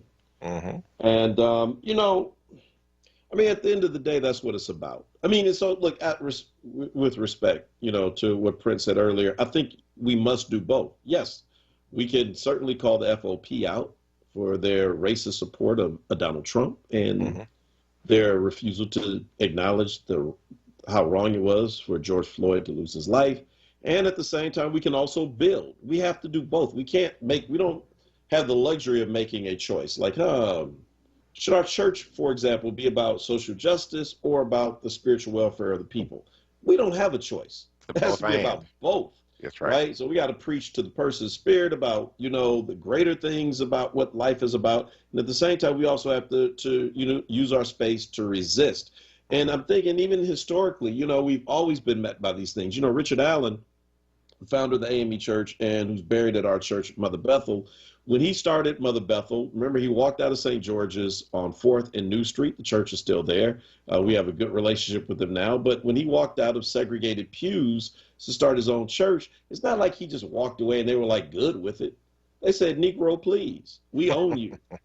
You can't exist on your own. We're going to mistreat you while you're here. And so literally, it was a 30-year fight between 1787 to 1816 before the Pennsylvania Supreme Court ruled that Mother Bethel could be its own independent entity, free of the control of what is now the United Methodist Church. But I mean, even to the point where once the pastor of St. George's came and tried to like take over the pulpit mid-service, and the people had to did a sit-in to not let him get to the pulpit. They tried to sell the building in a sheriff cell, Sheriff Bilal, in Philly. This constant attack against, you know, black progress we have seen repeatedly after the Civil War ended and the end of Reconstruction, the rise of the KKK, Black Wall Street with the rise of black folk going into the Roaring '20s, and even now. And so what I say is this, that we know it's coming, and the better we do, we know more of it is coming, because there are folk who want to blame all of their problems and why they're not getting ahead on the fact that somehow we took what was theirs. Right. No, we ain't took nothing, and nothing's been given to us. Everything we have, we got receipts for, and we paid for it, and we're still paying for it. In fact, we don't pay with money, we pay with blood. And so I just want to say to folk that we must do both, and we must fight on. And if a 107-year-old black woman can get on a plane to go to Washington, D.C. for the first time, to say, I'm coming seeking justice. You know, I'm going to go all Langston Hughes with Mother to Son. Don't you sit there and tell me you can't go on. She said, I had stairs with no carpet on it, winding stairs, tacks on the floor. Come on, man. We got to we have to fight because we don't have a choice. Well, that actually kind of helps the transition, because where Power is launching our new podcast today called Black Faith, Black Power. And actually, you are the first guest on the podcast that we taped. And so that's going to be launching on the Power website a little later today, powerinterfaith.org. You can also find it on Spotify and Apple Podcasts and Google Podcasts as well under Power. So real excited, because I think part of what you're talking about too is the reigniting of black faith to own black power, right, and to be a force for black power in this particular moment in human history, and especially the legacy in this country where black faith was the driving force for black power. It was churches and places like that where we gathered. We had the space to gather, like in Mother Bethel, to be able to assert ourselves, to be able to build our power. It was the churches that helped to create the mutual aid societies, churches that helped to start things like OIC, Opportunities Industrialization Centers, that Reverend Sullivan did to do workforce development, right? It was the SCLCs. It was the SNCC, even though it was not necessarily a faith organization, but it was driven by faith and people of faith that participated in it at a very deep level, that on the core, in groups like that, and the abolitionist movement that we talk about, and even to some extent the women's rights movement in this country was driven by women of faith, that we need to consistently remember that it was faith that was driving many of these things. So we need to resume our place in the movement, and helping to lead the movement, not solely leading it, but helping to lead the movement, and make sure we keep our moral compass pointing in the right direction. So North, the North Star. Yes. You know, how you the get Star out of here? Polaris. Right, go north. I'm just saying that, in my fraternity, Polaris is considered the head of the organization. So we follow the North Star. Anyway. Okay, gotcha. In our organization, our fraternity, it's just the president. Yes. Brother President? Yeah, hey, right on Wanda. Wanda says, that's why I'm in virtual church every Sunday. That's right. Mm-hmm. You got to get that spiritual power to, to fight this stuff, because, if you don't have something to give you energy, this stuff will just wear you out. I mean, we could talk about it all day and it's still not going to somehow make me want to just go into some kind of dark corner and just roll up in a ball and just not come out. And, look, it is what it is. So we have to call it out. We got to talk about it. And the good thing is, we continue to be inspired, because we get ready to close out this, go into some biblical terminology, this great cloud of witnesses. Mm-hmm. So when you think about how, Black folk who have resisted from their own God-given gift, Paul Mooney took his gift. It was comedy. He could have been a lot of comics we see today. He could have given white folk what they wanted, shucking and jiving. And, 1970s, 1980s version of Step and Fletch It, and said, hey, I got to eat, I got to get paid. He left a lot of money on the table deciding to use his comedy for the advancement of Black folk. That's right. We talked about Lee Evans, who, Olympic track star who just passed, who used his gift of running and this platform of, receiving a medal to reinforce the need to push Black folk forward. So wherever you are, I mean, it's about pushing this agenda forward. So thank you to Sarah Lomax Reese, our CEO, who's going to be doing some of that in a few moments. That's right. With the, talking to the Chamber of Commerce and small businesses about what the Chamber can and should do to help that wealth come down. I mean, there is as Dr. King said, there is an unpaid check. Mm-hmm. It ain't just talking about the moral stuff, about the morality of sitting on the back of the bus and things like that. There is also a financial check that needs to be written for the theft of land, the theft of personhood, the theft of wages.